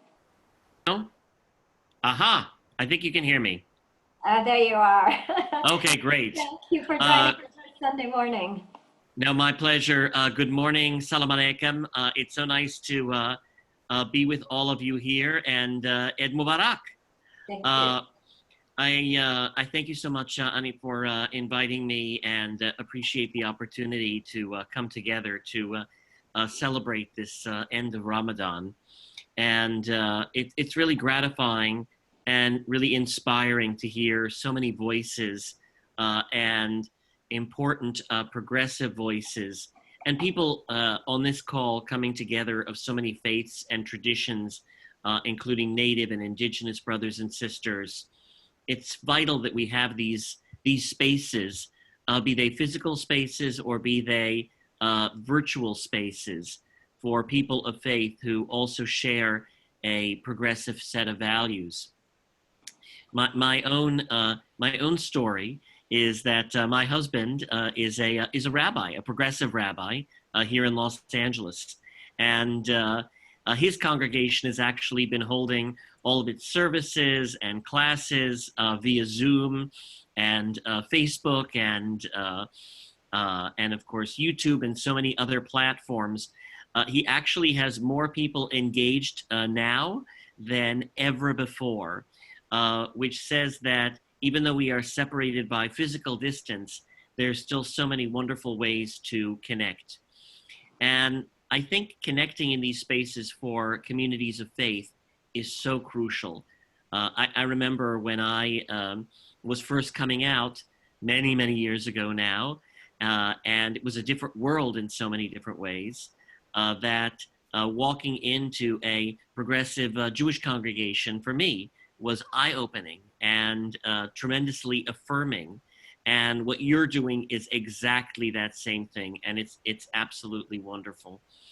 And I couldn't be more grateful to be a part of this.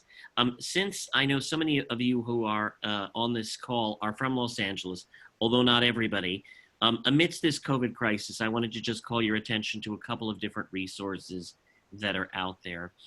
Because as has been said, there are so many people who are struggling, so many people who are suffering everywhere in the world, in every single part of our globe. And this is our opportunity to reach out and do as much good as we possibly can to keep people healthy, to alleviate suffering, and to hasten what will hopefully be a recovery sooner rather than later. But my one advertisement for the day is if you go to lacontroller.org, you'll find information if you're in Los Angeles about testing, which is free. We've actually done more testing here than anywhere else, 400,000 plus tests, senior meals, support for small businesses. Also, I have a food resource map, which has every single one of the food banks and other food resources, food pantries throughout the state of California. I'm gratified that people are using it, but deeply distressed, interestingly, that it is the #1 feature on our website, which tells us a tremendous amount about the amount of food insecurity that exists throughout California, and by the way, everywhere now around the world, for that very basic need of just nourishment and sustenance. And then we've got a dashboard also with information for job seekers, freelancers, renters, small business owners, immigrants, nonprofits, and much more. I think of myself as an optimist, and even though we are in very difficult times, I think of the great opportunities that will come out of this, how so many of us have come together in ways that never may have happened before, the ability of technology to bring us together, the indomitable spirit of humanity to stay connected even while physically distanced. And so I thank you so much for all that you're doing. I wish blessings upon each and every single one of you. And may this end of Ramadan be one that ushers in a time of goodness and of peace and of health, of love for all peoples. Salam alaikum. Alaikum salam. Thank you. Thank you, Honorable Ron Galfrin. So we are now time for a break. El-Farouk, is there anything that you want to add on to this?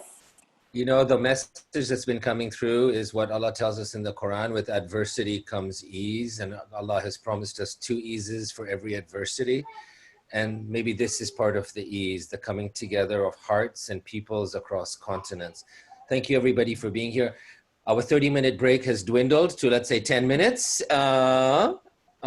It's 12:30 Shall we say we come back at 9:45 Los Angeles time, 12:45 Yeah. Eastern Standard Time? Okay, Yeah. so Sounds great. 15-minute break. So you can have your smoke now, Alfie. I don't smoke, so no, I was thinking of others. I'm thinking bathrooms. I'm thinking a little kid, right? So, for those of you who are able to stay, we've got an amazing program that reflects the diversity and a little bit of the diversity of our community, because no matter how diverse we are, we're always going to leave someone or something out. But we've got poets and singers and all sorts of wonderful stuff. If you're able to stay with us, please do. We'd love to have you. If you cannot, God be with you. Eid Mubarak. Thank you for joining us. Blessed Eid and a blessed journey to that garden that Timothy spoke about. I loved that line. There is no garden to go back to. There's only the garden we go towards. So Alhamdulillah, happy Eid, everybody. See you inshallah in 10 minutes. And I encourage everyone to come back because we have a lot of performers and amazing poetry. So come back and support the artists in our communities. And I'm also going to offer a song as well. So see you in a bit.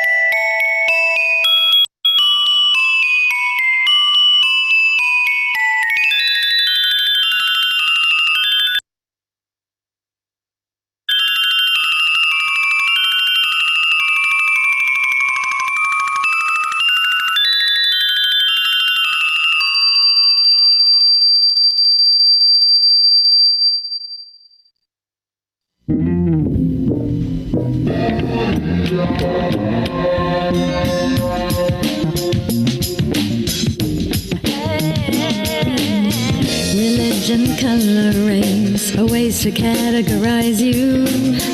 Deces, sexes are other methods too. Fear of the other and what ignorance can do tends to bring out the worst in me and you. We gotta do better. This is our world. Why can't we see eye to eye? Take off your prejudice. Be my accomplice. These are reasons to try and live by. Let me try. Let me try.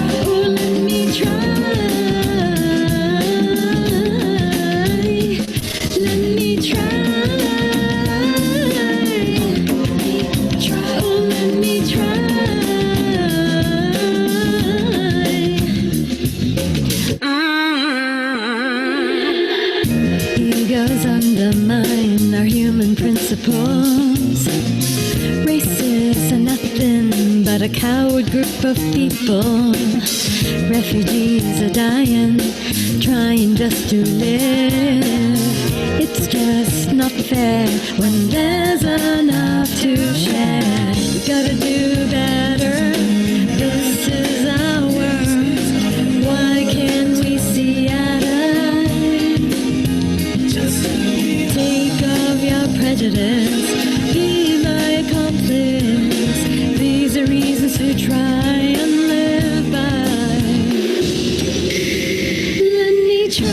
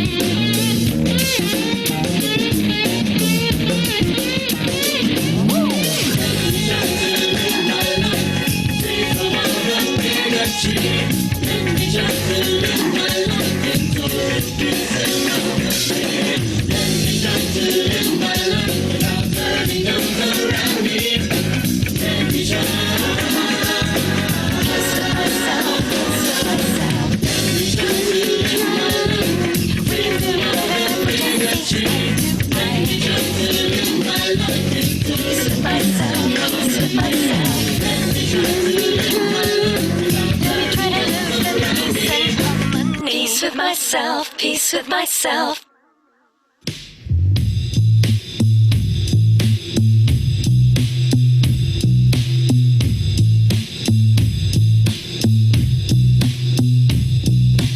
I don't have to fall asleep when I wanna dream.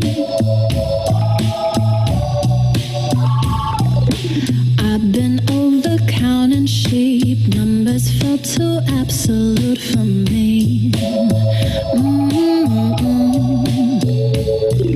They don't know my time, for it's mine and only mine to waste. I may be lost but I thrive if you just let me be brave. They'll never understand the spirit that compels me. I'm the leader of my band, and I don't need a blessing. I'd sit on shore to glass before I do your bidding. I won't die before I know that I'm alive.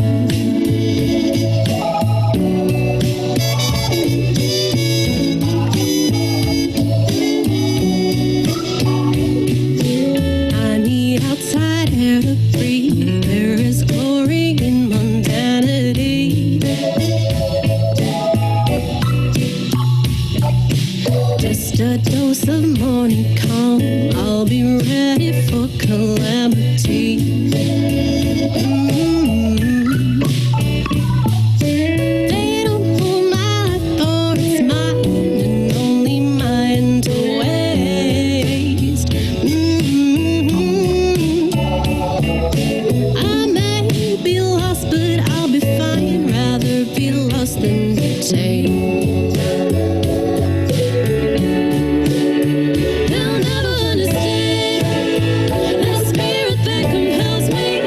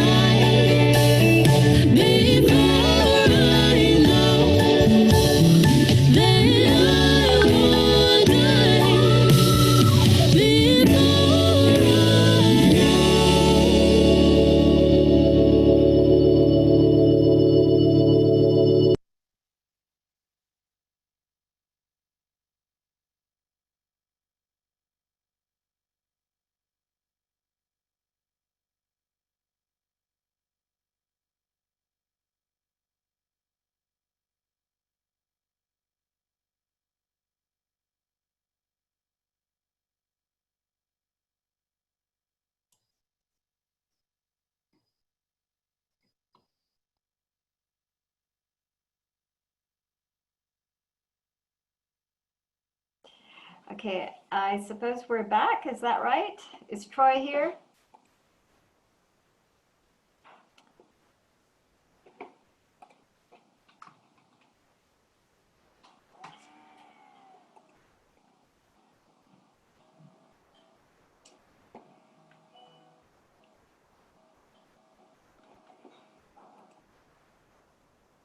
Is Troy here, El-Farouk? Okay, Nassim, go ahead and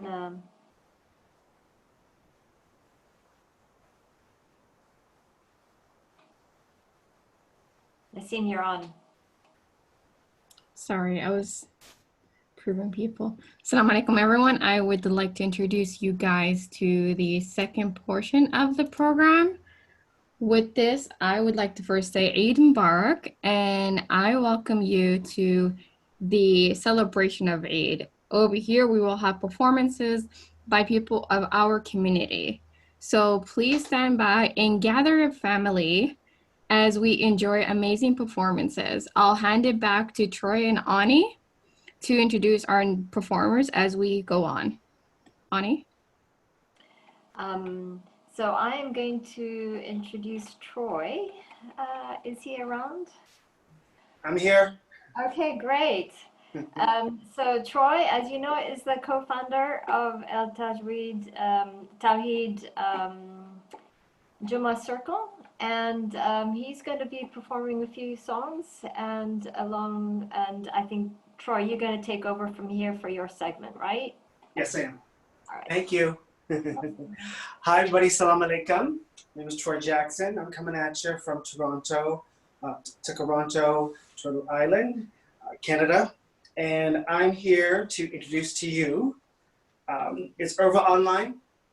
Urvah? Urvah's online? Yes? Okay, I'm going to introduce Urvah Khan. Urvah Khan is a Canadian Pakistani punk rock performer who has honed her craft in Toronto since 2010. She's developed a unique hybrid sound, fusing heavy rock with South Asian and hip hop. Urvah's music has been featured on Noisy, Vice, BBC, radio, Winter X Games, and at performances and festivals at other venues in Toronto, Los Angeles, and the UK. You can find out more about Urvah at www.urvahkhan.com. And without further ado, please, Urvah, take it away. Awesome. Hi, guys. My name is Urvah Khan. I will be performing two pieces. I'm going to start with doing the call to prayer, which is the azan. And here we go. Allahu Akbar, Allahu Akbar, Allahu Akbar, Allahu Akbar. Ashhadu an la ilaha illallah. Ashhadu an la ilaha illallah. Ashhadu anna Muhammadan Rasulallah. Ashhadu anna Muhammadan Rasulallah. Hayya lis-salah, hayya lis-salah, hayya lil-falah, hayya lil-falah. Allahu Akbar, Allahu Akbar, la ilaha illallah. Awesome. I hope you all enjoyed that. My second piece is something I just released today for Eid 2020.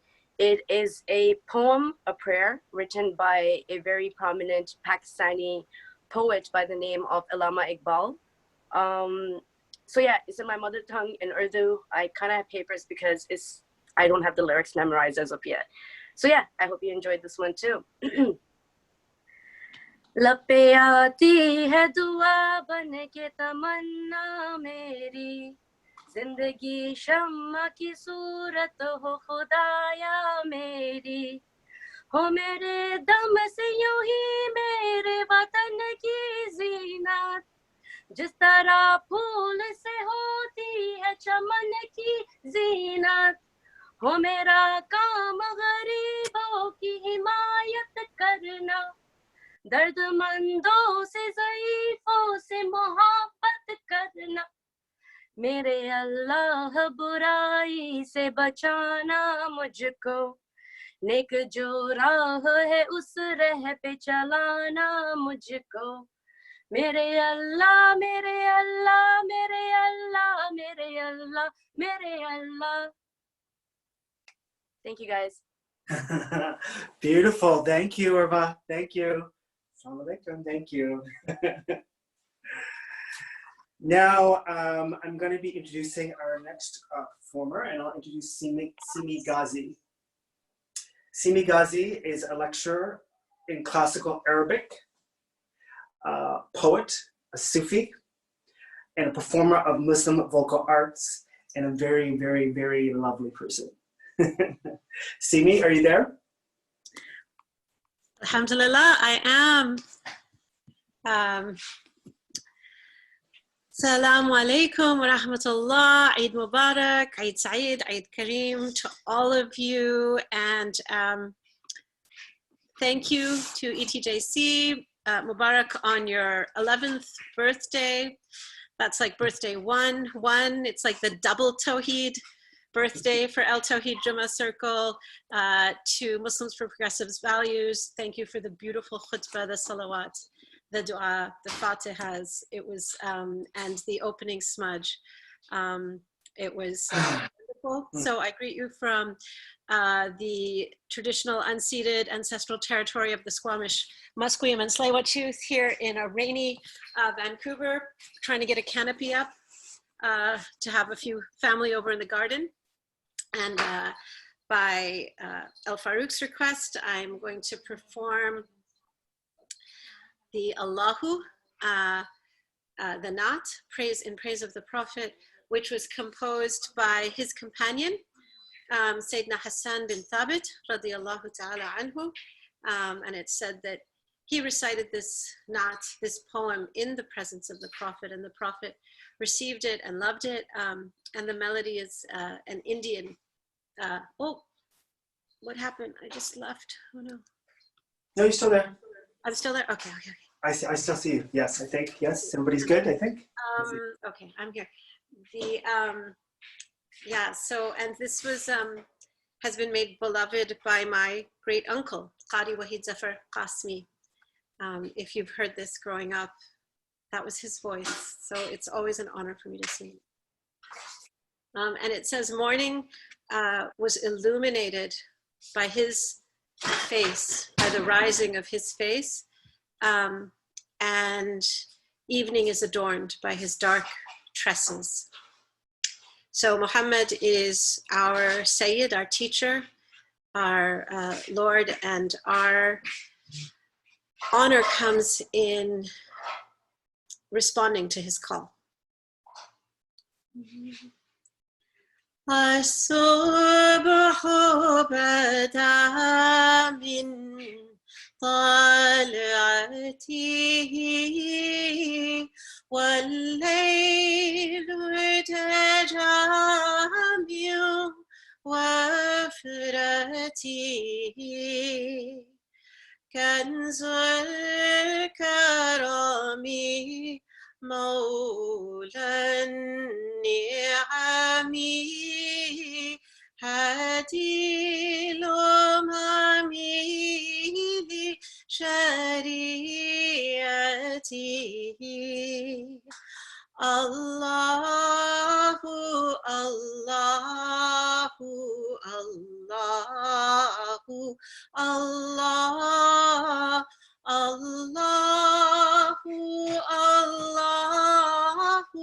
الله الله كنز الكرم مولى النعم هادي الأمم لشريعته نال الشرف فضلا وعلا أهدى السبل لدلالته سعتي الشجر نطق الحجر شق القمر بإشارته الله الله الله الله الله الله الله الله جبريل أتى ليلة أسرى والرب دعاه لحضرته الله الله الله الله الله الله الله الله فمحمدنا هو سيدنا فالعز لنا لإجابته فمحمدنا هو سيدنا فالعز لنا لإجابته الله الله الله الله الله الله الله الله الله الله الله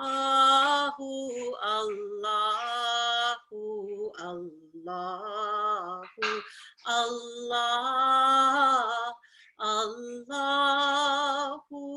الله الله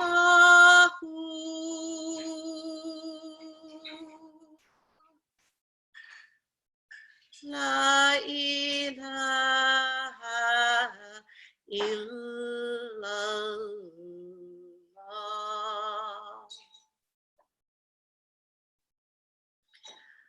اللهم صل وبارك وسلم على سيدنا ونبينا ومولانا محمد وعلى آله وصحبه أجمعين. Assalamu alaikum, all my friends. Eid Mubarak. Stay safe, stay well, and inshallah, we will be gathering more often and in more places. Thank you.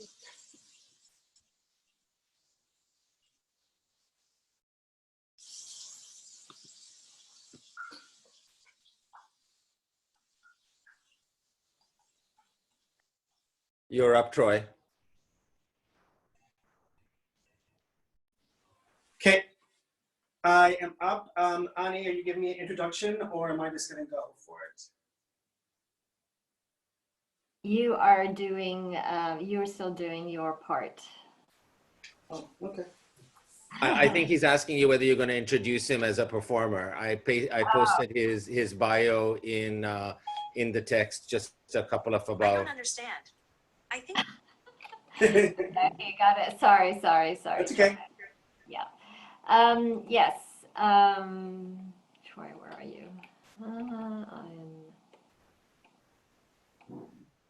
Troy Jackson, I'm happy to be introducing, is a Canadian pop electro gospel spoken word performer who stands in the intersection of his Black, queer, Indigenous, Muslim identities.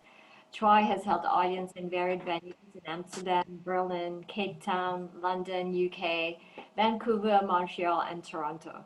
For more information about Troy and all his works, go to troyjackson.ca. Troy? That's me. Okay, can everybody hear me?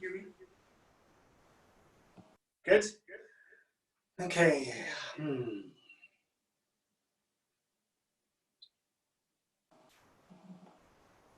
On the tip of my lips, I cannot hold it back.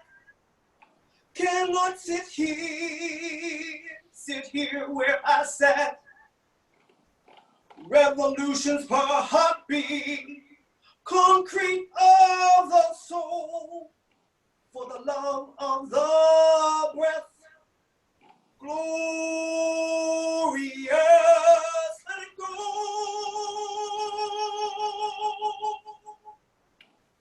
Allahu,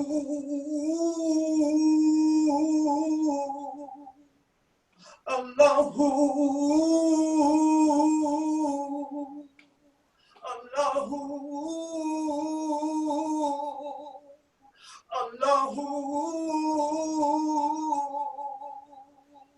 Jihad, jihad, jihad of the soul. The revolutions will lead us, oh let it go. In the process is a message we all seek. Pay attention, follow your heart speak. I'm coming up for air, oh now I can breathe. Wrapped up, wrapped up, wrapped up, wrapped up, wrapped up. Inshallah, inshallah, inshallah, inshallah. Beat, beat, beat, beat, beat, beat, beat. Allahu, Allahu, Allahu, Allahu.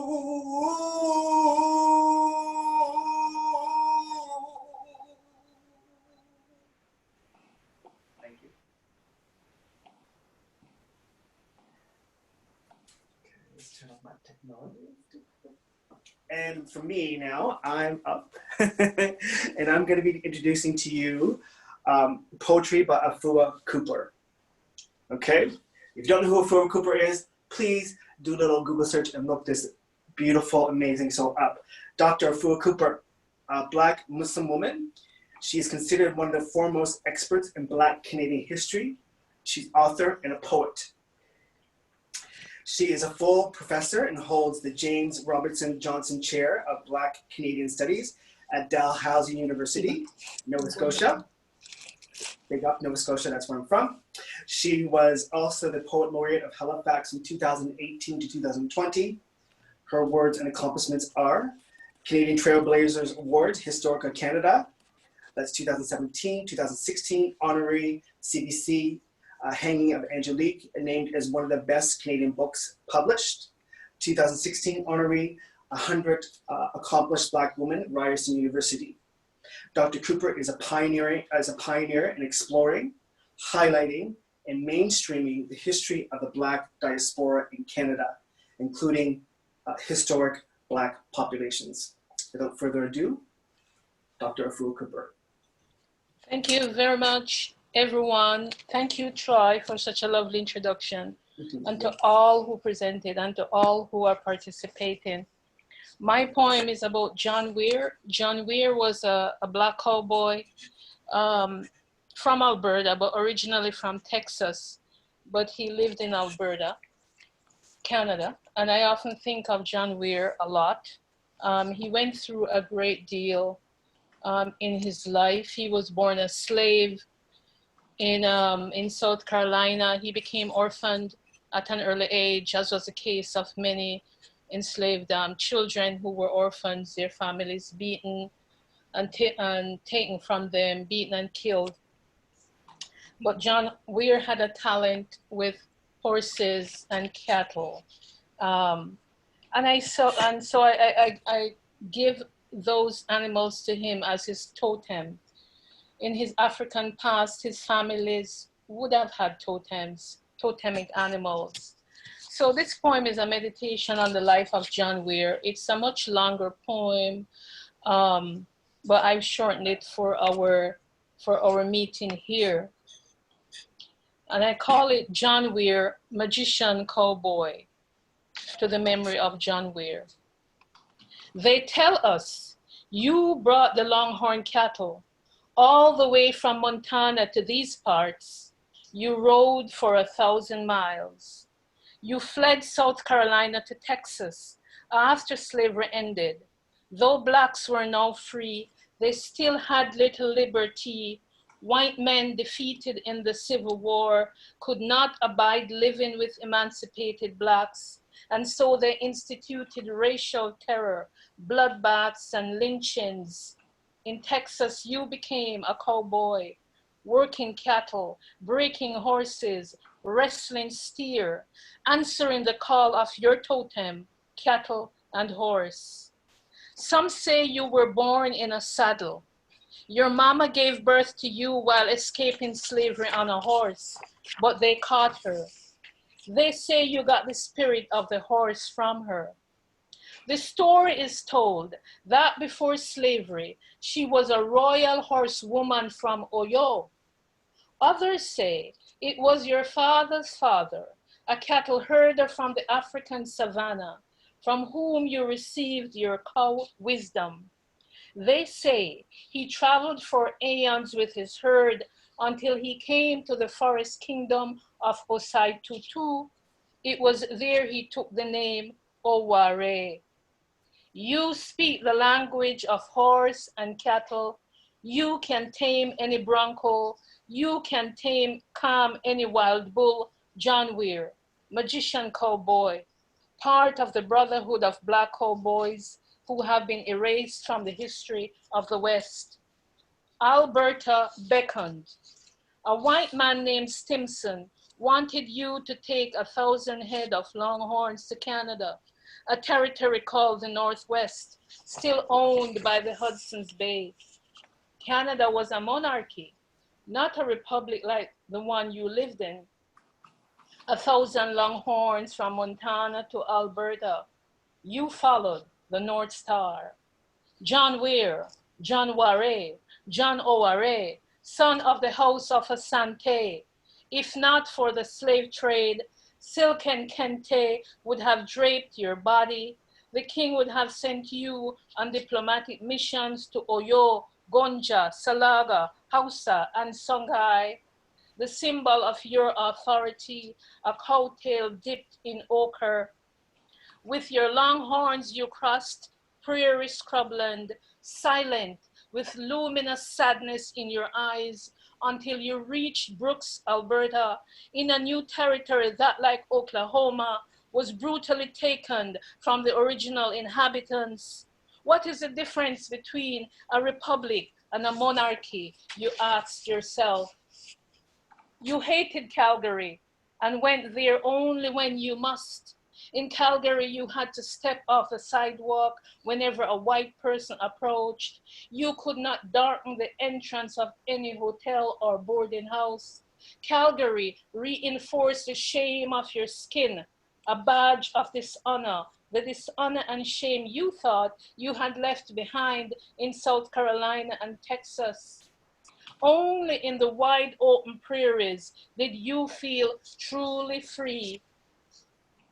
John Weir did marry.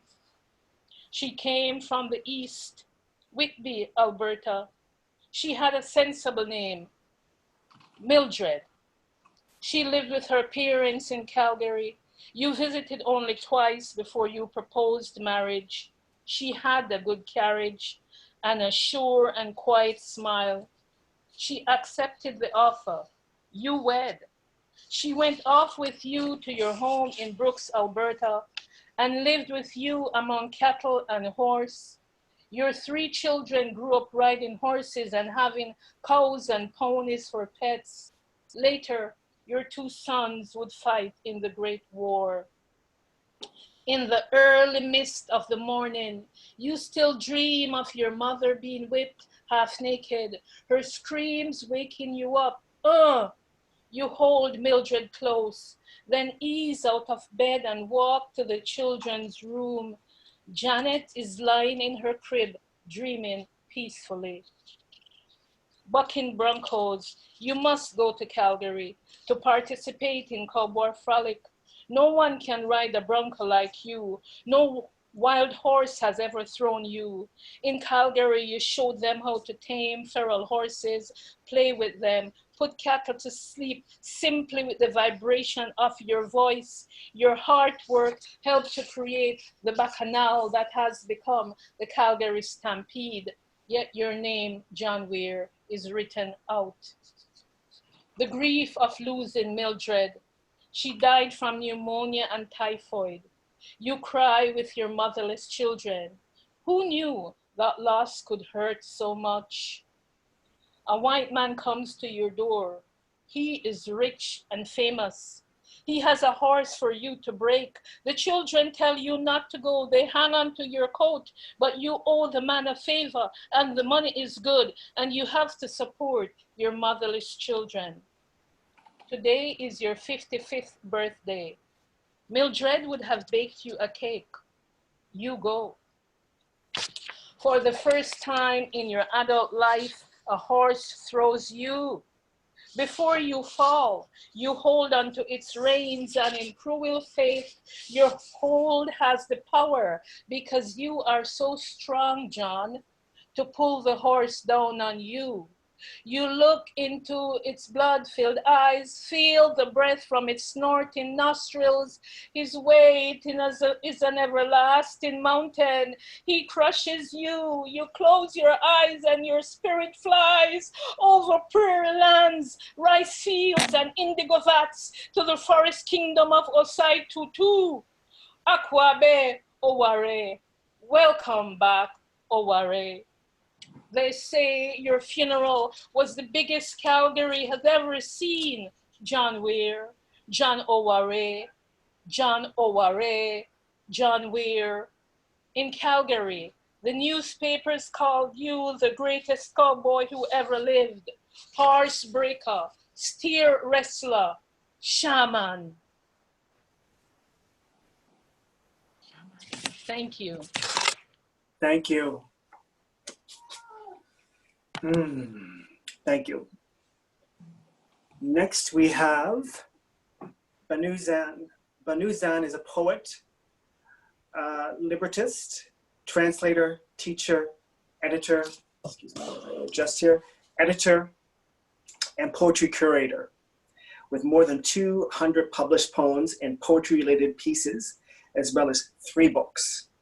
Song of Phoenix, Life and Works of Sylvia Plath, was reprinted in Iran in 2010. She is a founder of Shabi Shir Poetry Night, Toronto's most diverse poetry reading and open mic series, inception in 2012. It is a brave space that bridges the gap between communities of poets from different ethnicities, nationalities, religions, or lack thereof, ages, genders, sexual orientations, disabilities, poetic styles, voices, and visions. I will turn it over to Banuzan. Hello, everyone. Happy Eid and happy celebrations. And hopefully we will meet at better times, face to face. I have 4 poems for you. I start with this poem that has been accepted for publication in Trinity Review, which is a University of Toronto publication. Islam, my idol, my ruin. I have pilgrimaged to your dust, whirling in the wind. I have worshipped the God you don't believe in, and believed in prophets who told of your coming down the winding road of words, to the outgoing rivers of blood and the furious froth on the lips of memory. The flowers divided into factions, the gates raised their arms in surrender, the bridge turned its head in awe when the moon split. A seer was born when I saw you. I am your next of kin, the wine and the reveler, my desert, my spring, you who saw me and didn't turn away. From this, I go to one poem from my book, Letters to My Father. This poem is number 25. I end with you. The Quran verses rarely read. Poetry so profane, it made you sacred. Your page untouched by alphabet. The last line Muhammad read. The first line Moses whispered into God's ears on the prayer rug, bursting with flowers. I begin with you. Another poem I pick from my other book, Songs of Exile, and it's actually based on an experience I had in Toronto. This poem has also been turned into a piece of music. Azan on a Toronto streetcar. My heart hears it before I do. I start to wuzu in tears, praying to stop praying. The ritual branch of the tree of speech, roots falling like leaves. Years back in the land of azans, my disbelieving body shook at the gropings of the lecherous call to piety.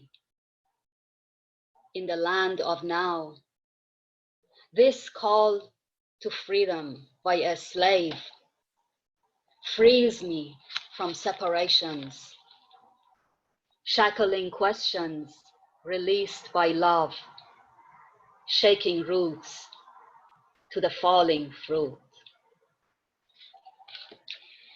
And I end with this poem that I wrote and has the title of a famous 14th century Iranian ghazal writer, Hafiz. We perform divinations by his book. We call his book the Persian Quran. And he has been nicknamed as the mouthpiece of the divine. Since I immigrated, I've always compared myself, or contrasted myself rather, with Hafiz. So this is a poem addressed to him and has his name as the title, and was published in Verse of Fire, which is a publication of the Ontario Poetry Society. I stood at the gates. The Ruknabad stream murmured through Musalla gardens. Roses scattered the morning breeze. The sea kissed the boat and waved at the palace. The king smiled at sycophant Azals. I was the bard, the blood of the city, the breath of God. Centuries later, they would say that I loved Shiraz, but I feared tempests and remained true to the past. Open my book and read your future. Thank you. Thank you, Banu. Thank you. It's my pleasure to next introduce Annie Zonenfeld. She has been in the music business for 25 years and is a Grammy certified winning songwriter. As a singer, she utilizes the power of music to soften the heart and to build bridges. She has produced a collection of 3 albums in the Islamic hymns genre as a way to create a new spiritual and cultural tradition for Muslims in the West. Please take it away, Annie. Hello, everyone. So this song is called Prayer of Light, and it's supposed to have been Prophet Muhammad's favorite prayer, which I've adopted into classical genre. And sing along if you know the words. I will post it as well.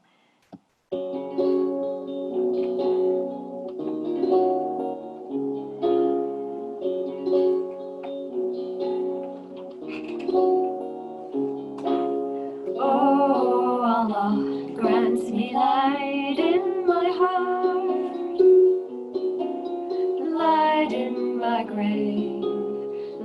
in front of me, light behind me, light to my right and light to my left, light above me, light below me, light in my bones. Oh, Allah, increase my light everywhere. Oh, Allah, grant me light in my heart.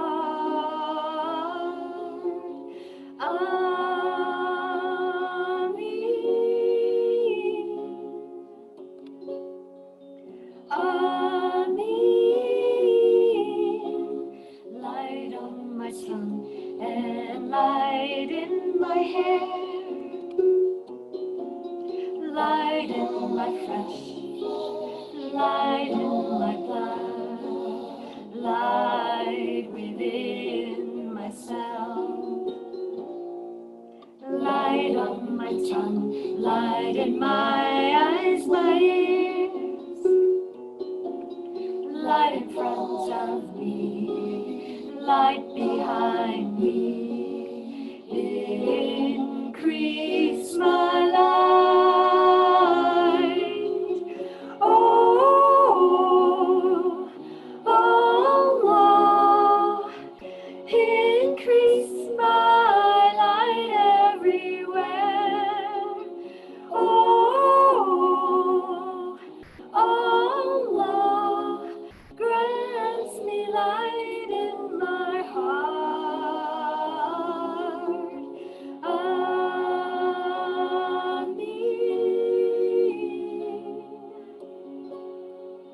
Amin.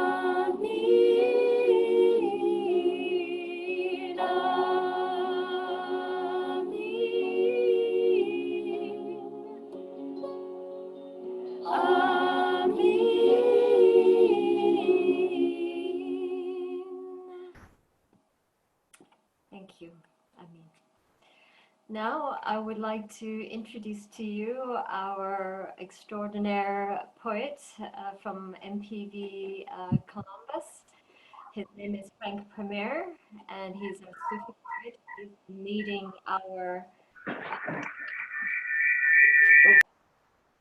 been leading our MPV Columbus and Unity Mosque branch here in the United States. Frank?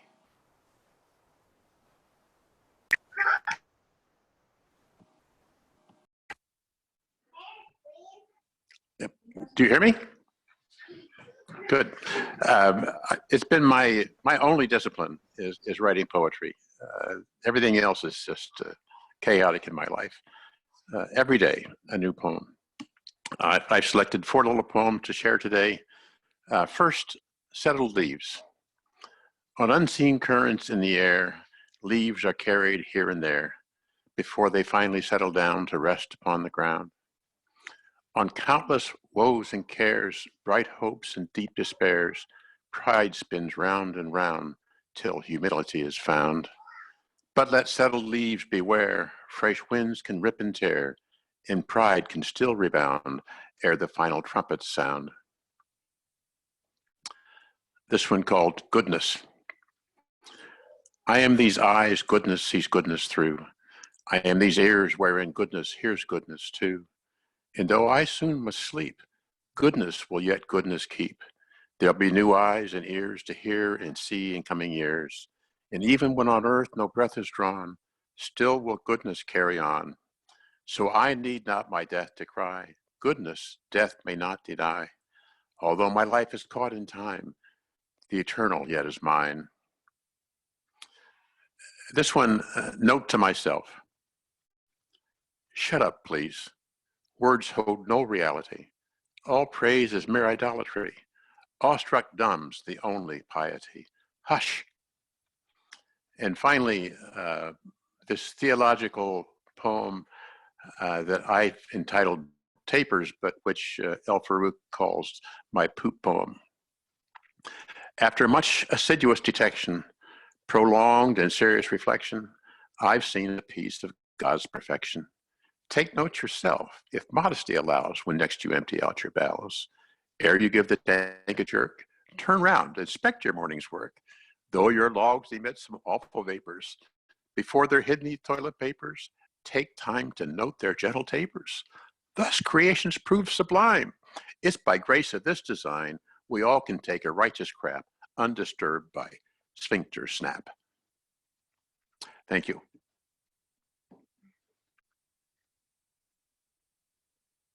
That was very adorable. A cute poem, but yet so, yeah, connecting with the creator. That was really funny. I'd like to now introduce Arzeen to do the performance. Arzeen, What were you wanting me to do? Please mute your microphone. Arzeen, are you there? You're up next. Arzeen is our Los Angeles-based performer. He's originally from Bangladesh, based here in Los Angeles, and he's going to do a song in Bengali. Take it on. Hello. Hello.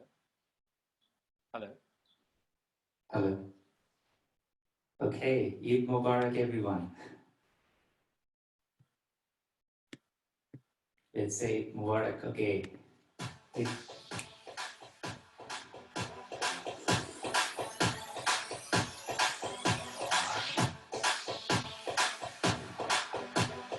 Eid Mubarak. Eid Mubarak. Eid Mubarak.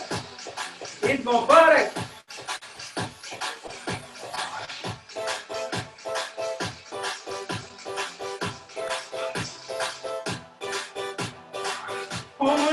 Oh Moina, তোর জন্যে মন দিবানা, তোর তালে মন নাচে, তুই বিনে মন লাগে না। ও ময়না, তোর জন্যে মন দিবানা, তোর তালে মন নাচে, তুই বিনে মন লাগে না। তোর জন্যে মনে আছে চিঠির কি রাত, জানতে আজ দুনিয়া এ শুধু গানের দিন। তোর জন্যে মনে আছে চিঠির কি রাত, জানতে আজ দুনিয়া এ শুধু গানের। আল্লাহ প্রেম রে, Allah prem re, Allah prem, prem, prem, prem, prem re, Allah prem re, Allah prem re, prem re, prem re, Allah prem re, Allah prem re, prem re, prem re, Allah prem re, Allah prem re, prem re, prem re, Allah prem re. Eid Mubarak. Eid Mubarak! Eid Mubarak! Eid Mubarak!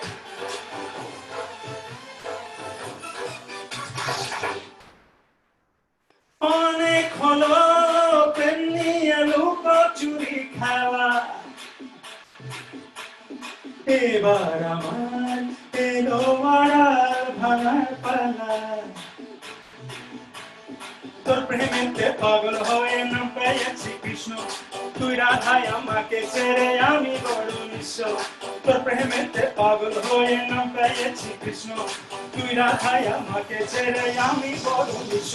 আল্লাহ প্রেম রে, আল্লাহ প্রেম রে, আল্লাহ প্রেম, প্রেম, প্রেম, প্রেম, প্রেম রে, তুই আল্লাহ প্রেম রে, আল্লাহ প্রেম রে, প্রেম রে, প্রেম রে, তুই আল্লাহ প্রেম রে, Allah prem re, prem re, prem re, Allah prem re, Allah prem re, prem re, prem re, Allah prem re.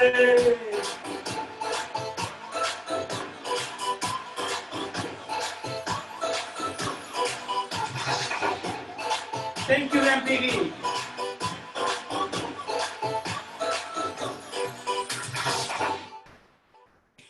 মনের সাথে মনে মনে পড়ে লাভ কি হয়, এবার কি তুই তোর জন্যে মনটা কত ঘাবড়ায়।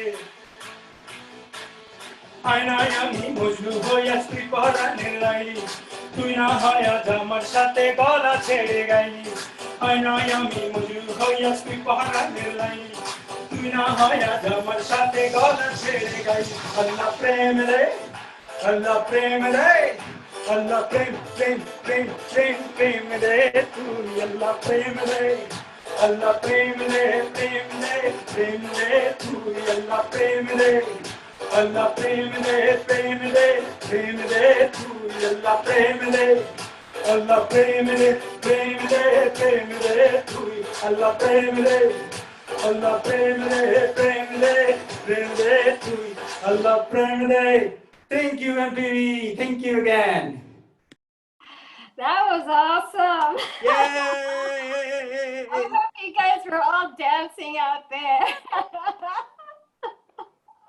Now we're ready to celebrate Eid, right? So thank you so much, Arzeen, for bringing your uniqueness. And I remember so much when we had so much fun celebrating Pride 2 years ago when we did a live performance as we were doing the parade. It was awesome. So I would so want to do that again with you. So our next performer is also from Los Angeles. Sofia Luna, are you online? Yes, okay, great. So Sophia is on a mission. She's not just a singer-songwriter, but as a woman, Muslim and American, she is intent to undefine the Muslim woman, and I so can relate to that. So she intends on doing this one song at a time. So Sophia will sing her original composition, and go ahead and where are you? There you are. Woohoo! Okay, can you hear me? Yeah, that's not so bad. Tested, my bass keeps falling off. Eid Mubarak, everyone. Eid Mubarak. I really want to thank. Do I join? No. I really want to thank everyone for sharing their talents and thank MPV for having me. I've wanted to get involved with you guys for a long time, so I'm more than thrilled to be here. So thank you guys so much. This song is my original song called IG Spy. I'm gonna push play and come back. Play.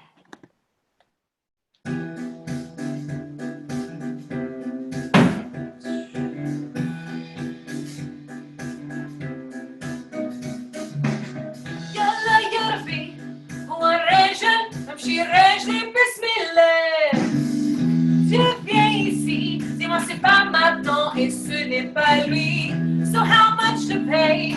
I'll pay it and we'll play it, then it'll stay. Just tell me the day, I'll come ready, by heavy music. Just sing out. Just sing out.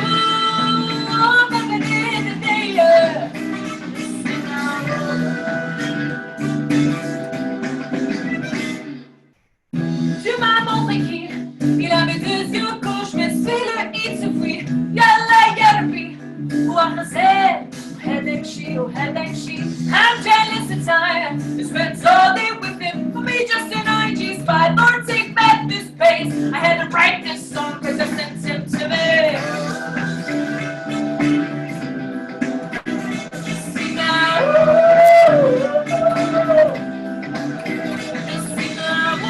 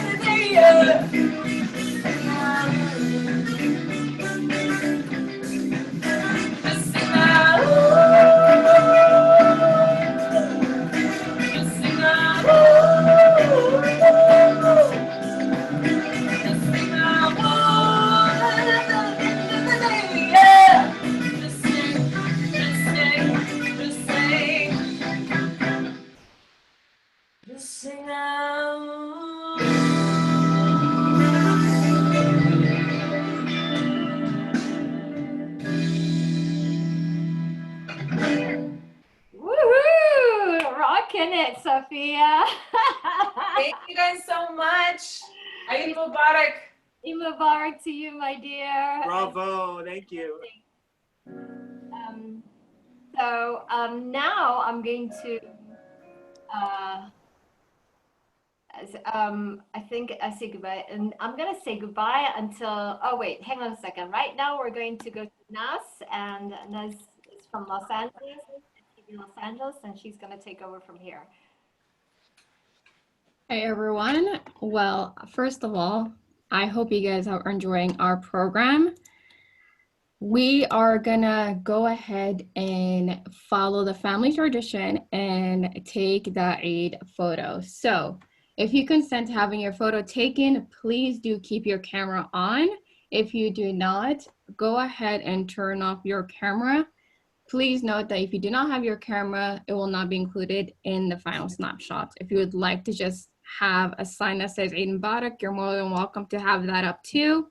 This is a time for us to celebrate together.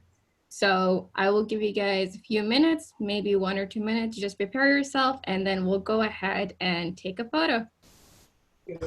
And if I can just interject, this is El-Farouk. After the group photo, we have the corner and the reading of Moondragon in the mosque garden. And then Ani and I come back, say goodbye to you, and we close with an azan, the Shia version of the azan, recited for us by Nasreen, and that is the end of our program. So stay tuned. If you don't want your picture, take a break, but take a picture. This is monumental and this is historic. So get yourself all pretty for the camera. All right, I will give it a couple more minutes as we prepare ourselves. We all know that photos of big group of people usually takes a moment. All right, I will do a count of 5. 5, 4, 3, 2, 1. Eid Mubarak, everybody.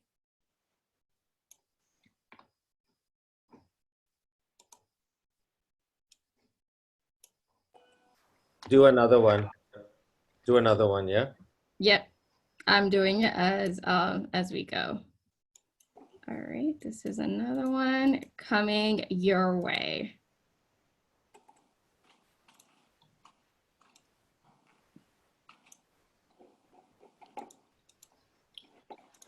Just a couple more. There's a lot of screens that we have to go through, so. I know, sorry guys, bear with me. Just pretend you're like posing for your family photos. All right. For our family photos. 1, 2, 3, go.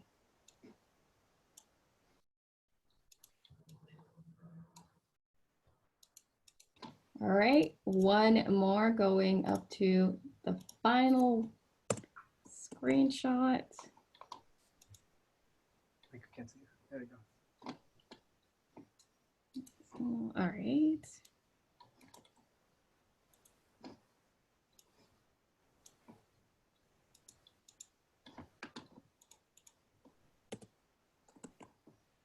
And let's. Put your face one. There you go.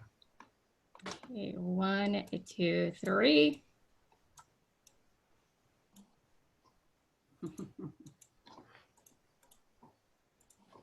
Just so everyone knows, in the photo, whatever name you're using on Zoom will be displayed in the photo. I hope everyone's okay with that as well. Nazreen, you might want to do the first page again because there were a couple of people that came back and that had the camera. They were not in front of the camera earlier on. Okay, so let me go ahead and do the first page. You guys ready? 1, 2, 3. Eid Mubarak.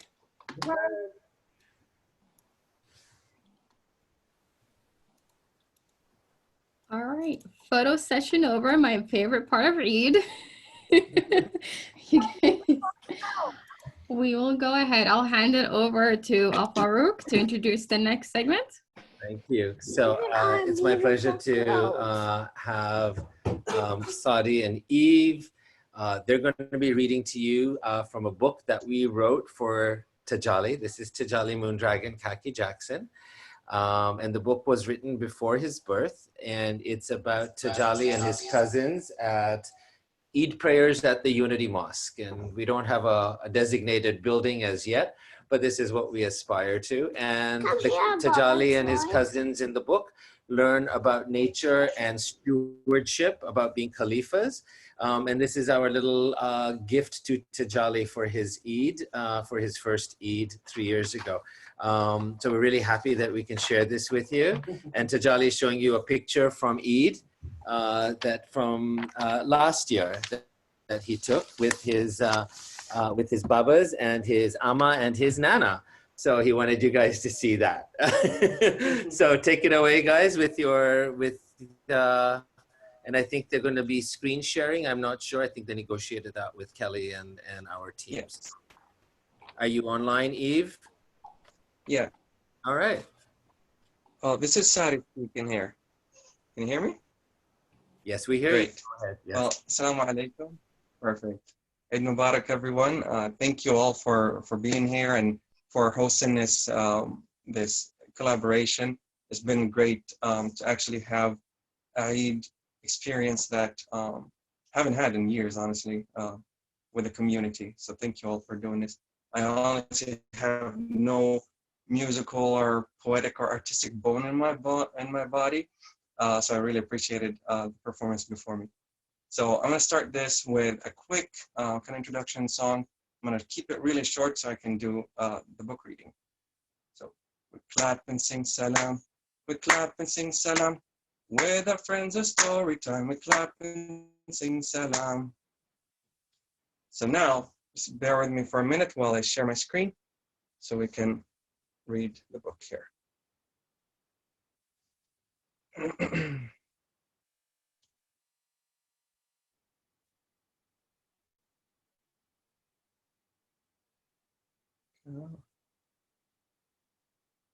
Might take just about 30 seconds to pull it up.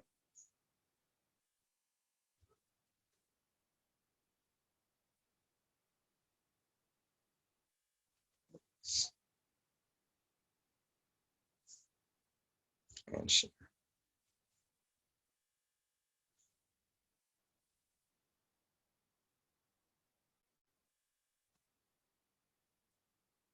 Can someone let me know when you can see the screen? Not yet. Let's see. It says loading, so it might just take a few seconds.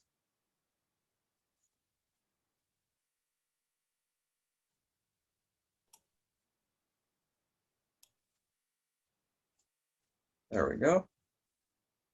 Perfect. So, Moon Dragon in the Mosque Garden, written by El-Farouk Kaki and Troy Jackson, illustrated by Katie Commodore.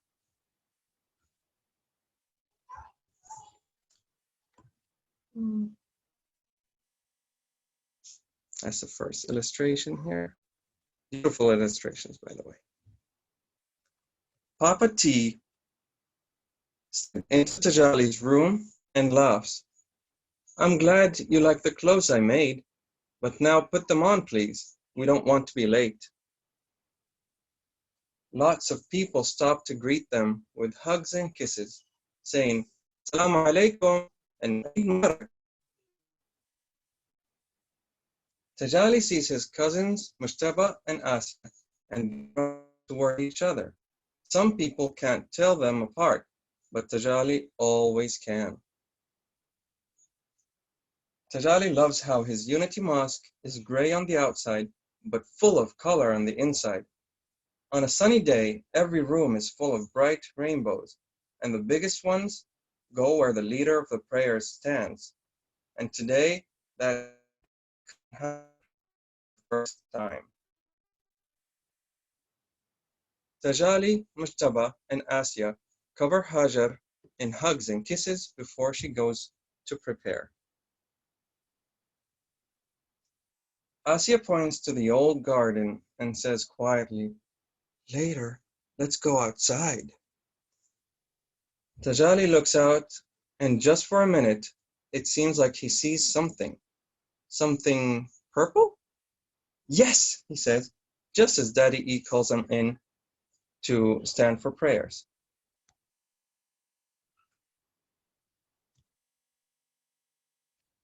After the prayers, which Hajar does perfectly, Auntie Ameera starts to talk about the earth and stewardship. Tajali and his cousins bounce and fidget and try to follow. Auntie Ameera gives them a stern look and says, we must all keep the promise to care for our Mother Earth. After the talk finishes, Tajali and his cousins run for the sweets table and collect as many as they can. Eid al-Fitr is full of sweets and presents. And I see a lot of sweets that I would love to eat here. Tajali, Mushtaba, and Asya meet under the table with the lime green tablecloth so they can sneak out before their parents notice. Just when they get giggly and wiggly, Tajali's Papa T sticks his head under the table with a smile and says, aha! The three cousins run outside laughing. When they get outside into the sunshine, the twins snap off some twigs and whack wildly at the tall grass as they run off. Tajali kicks an empty bottle for a while. Asya pulls flowers off a big bush and fills a fountain with them, while Mushtaba eats caramels and holds each wrapper up to wiggle until the wind carries it off. Suddenly, the wrappers start turning back toward them. Empty bottles and other litter too. It's so gross.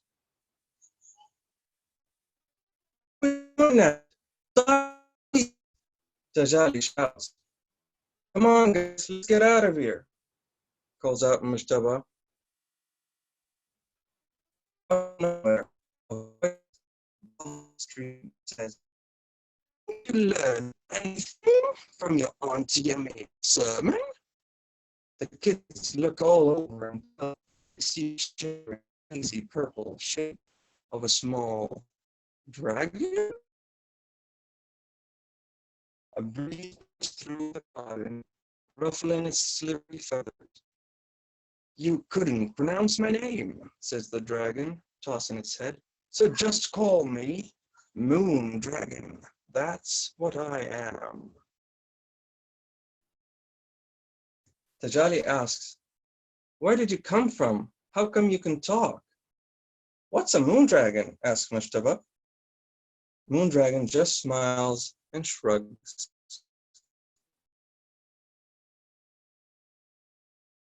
I asked first, did you not learn anything from your Auntie Ameera's talk?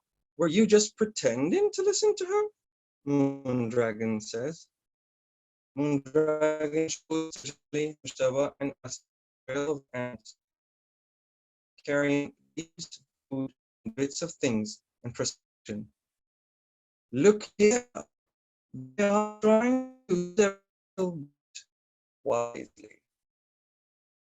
Then it waves on them. Then it waves on to a bit of overgrown water lily and points at them. They're full of bees. Here are more small things. Their jobs, we get flowers and vegetables. So cute, says Moon Dragon, petting their fuzzy bums gently. In a blink of the moon dragon,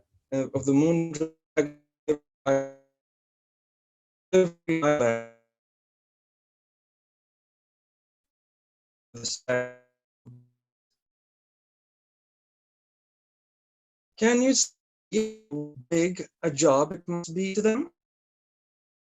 Yet work on making it nicer and happier. His cousins start to understand. Just then, caramel wrapper 5 times their size flying towards them. They talk. Moon Dragon makes everyone their regular size again with a flick of its tail. It's a lot of care, and you've been very disrespectful to this garden. So now you cannot leave until it's all clean. If you don't help, you will be trapped in this garden forever. Then Moon Dragon starts to laugh. Ha ha ha ha, just kidding.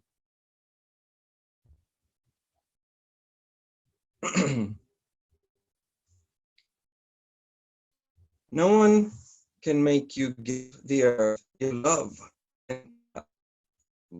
You will choose to join me and the ants and the bees. All the kids nodded and smiled. We will!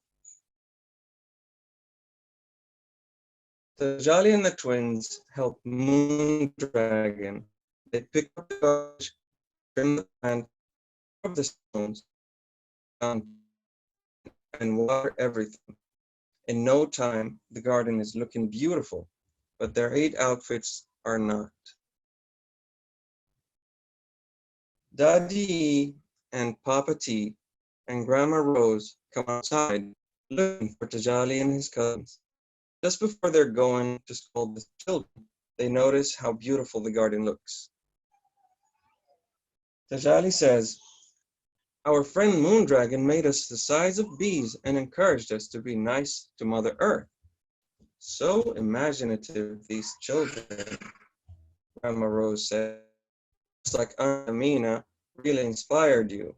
Now let's go home and eat so we can go visit friends. And that is the end of the book. Thank you guys for listening. Sorry about the glitches. Thank you. Oh, and I'm sorry. What? The moon. What are you sorry for? No worries. Yeah. Yeah, apparently. Sorry for our signal.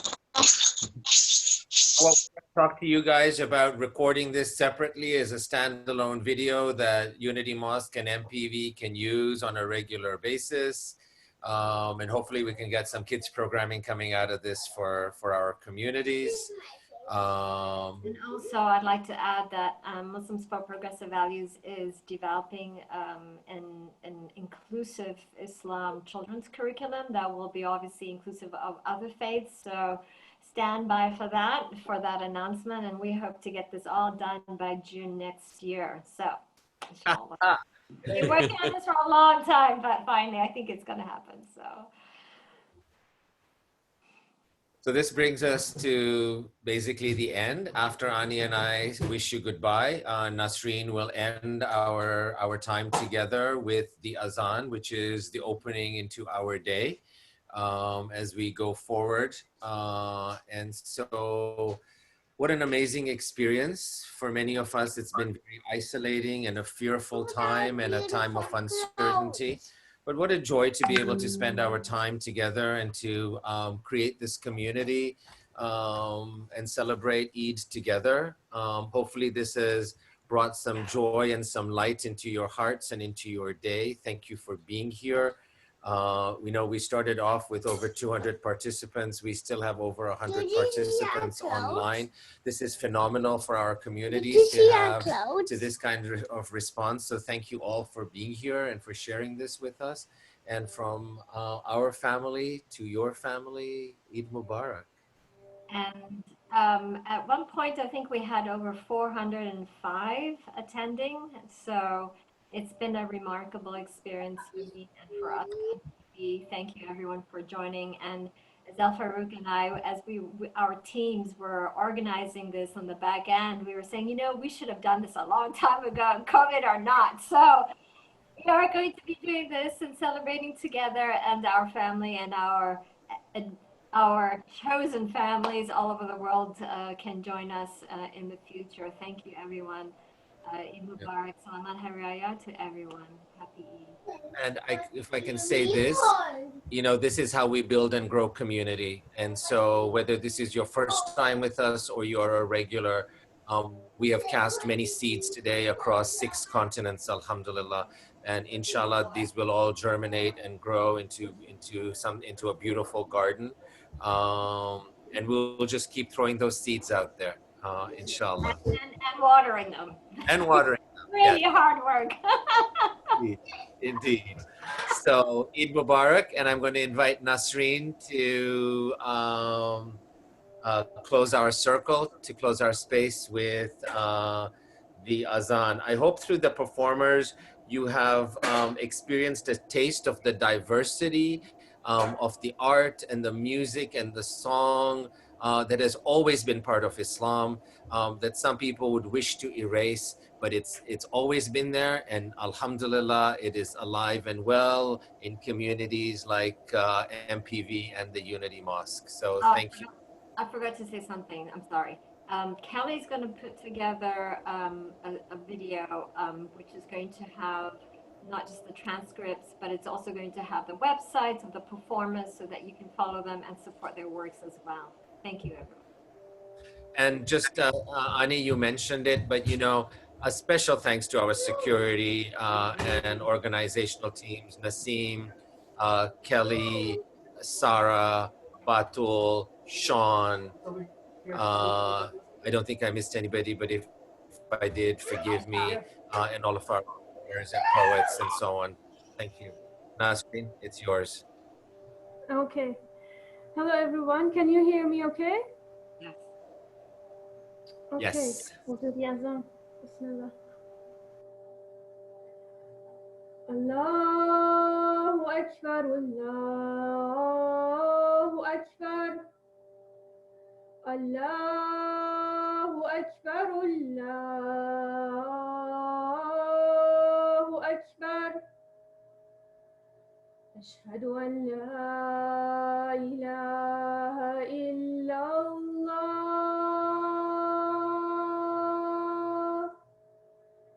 أشهد أن لا إله إلا الله.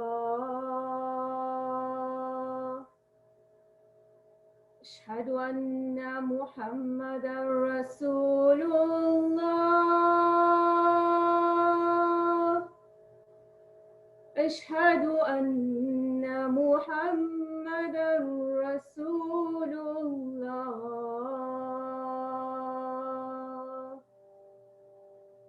أشهد أن عليا ولي الله. أشهد أن عليا حجة الله. حي على الصلاة.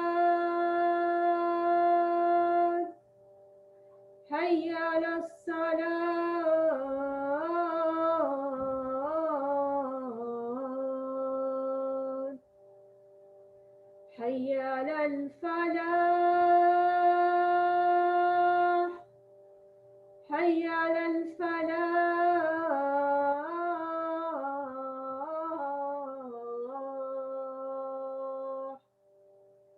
حي على خير العمل. حي على خير العمل. الله أكبر، الله أكبر. لا إله إلا الله. لا إله إلا الله. السلام عليكم.